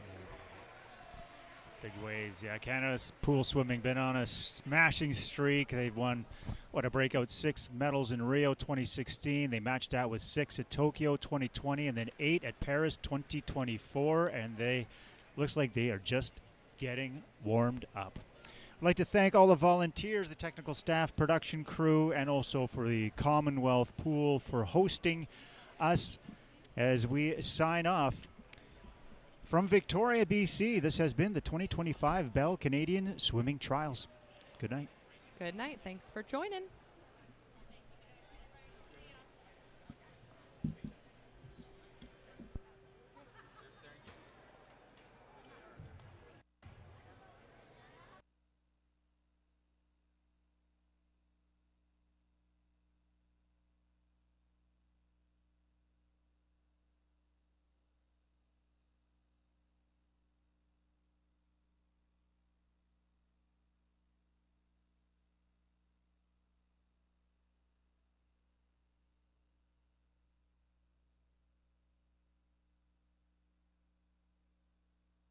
Swimming Canada would like to thank our partners. Natation Canada tient à remercier ses partenaires. The Government of Canada, le gouvernement du Canada. Speedo, your trusted swim partner from your first splash through every stroke. Speedo, votre partenaire de natation de confiance, de votre premier saut dans l'eau à chaque traction. Bell for Better and all the ways it gives back to communities and sport across Canada. Mieux pour tous et toutes les façons dont Bell redonne aux communautés et au sport dans tout le Canada. Chicken Farmers of Canada, proud supporter and official protein of Swimming Canada. Les producteurs de poulets du Canada, fiers partisans et protéines officielles de Natation Canada.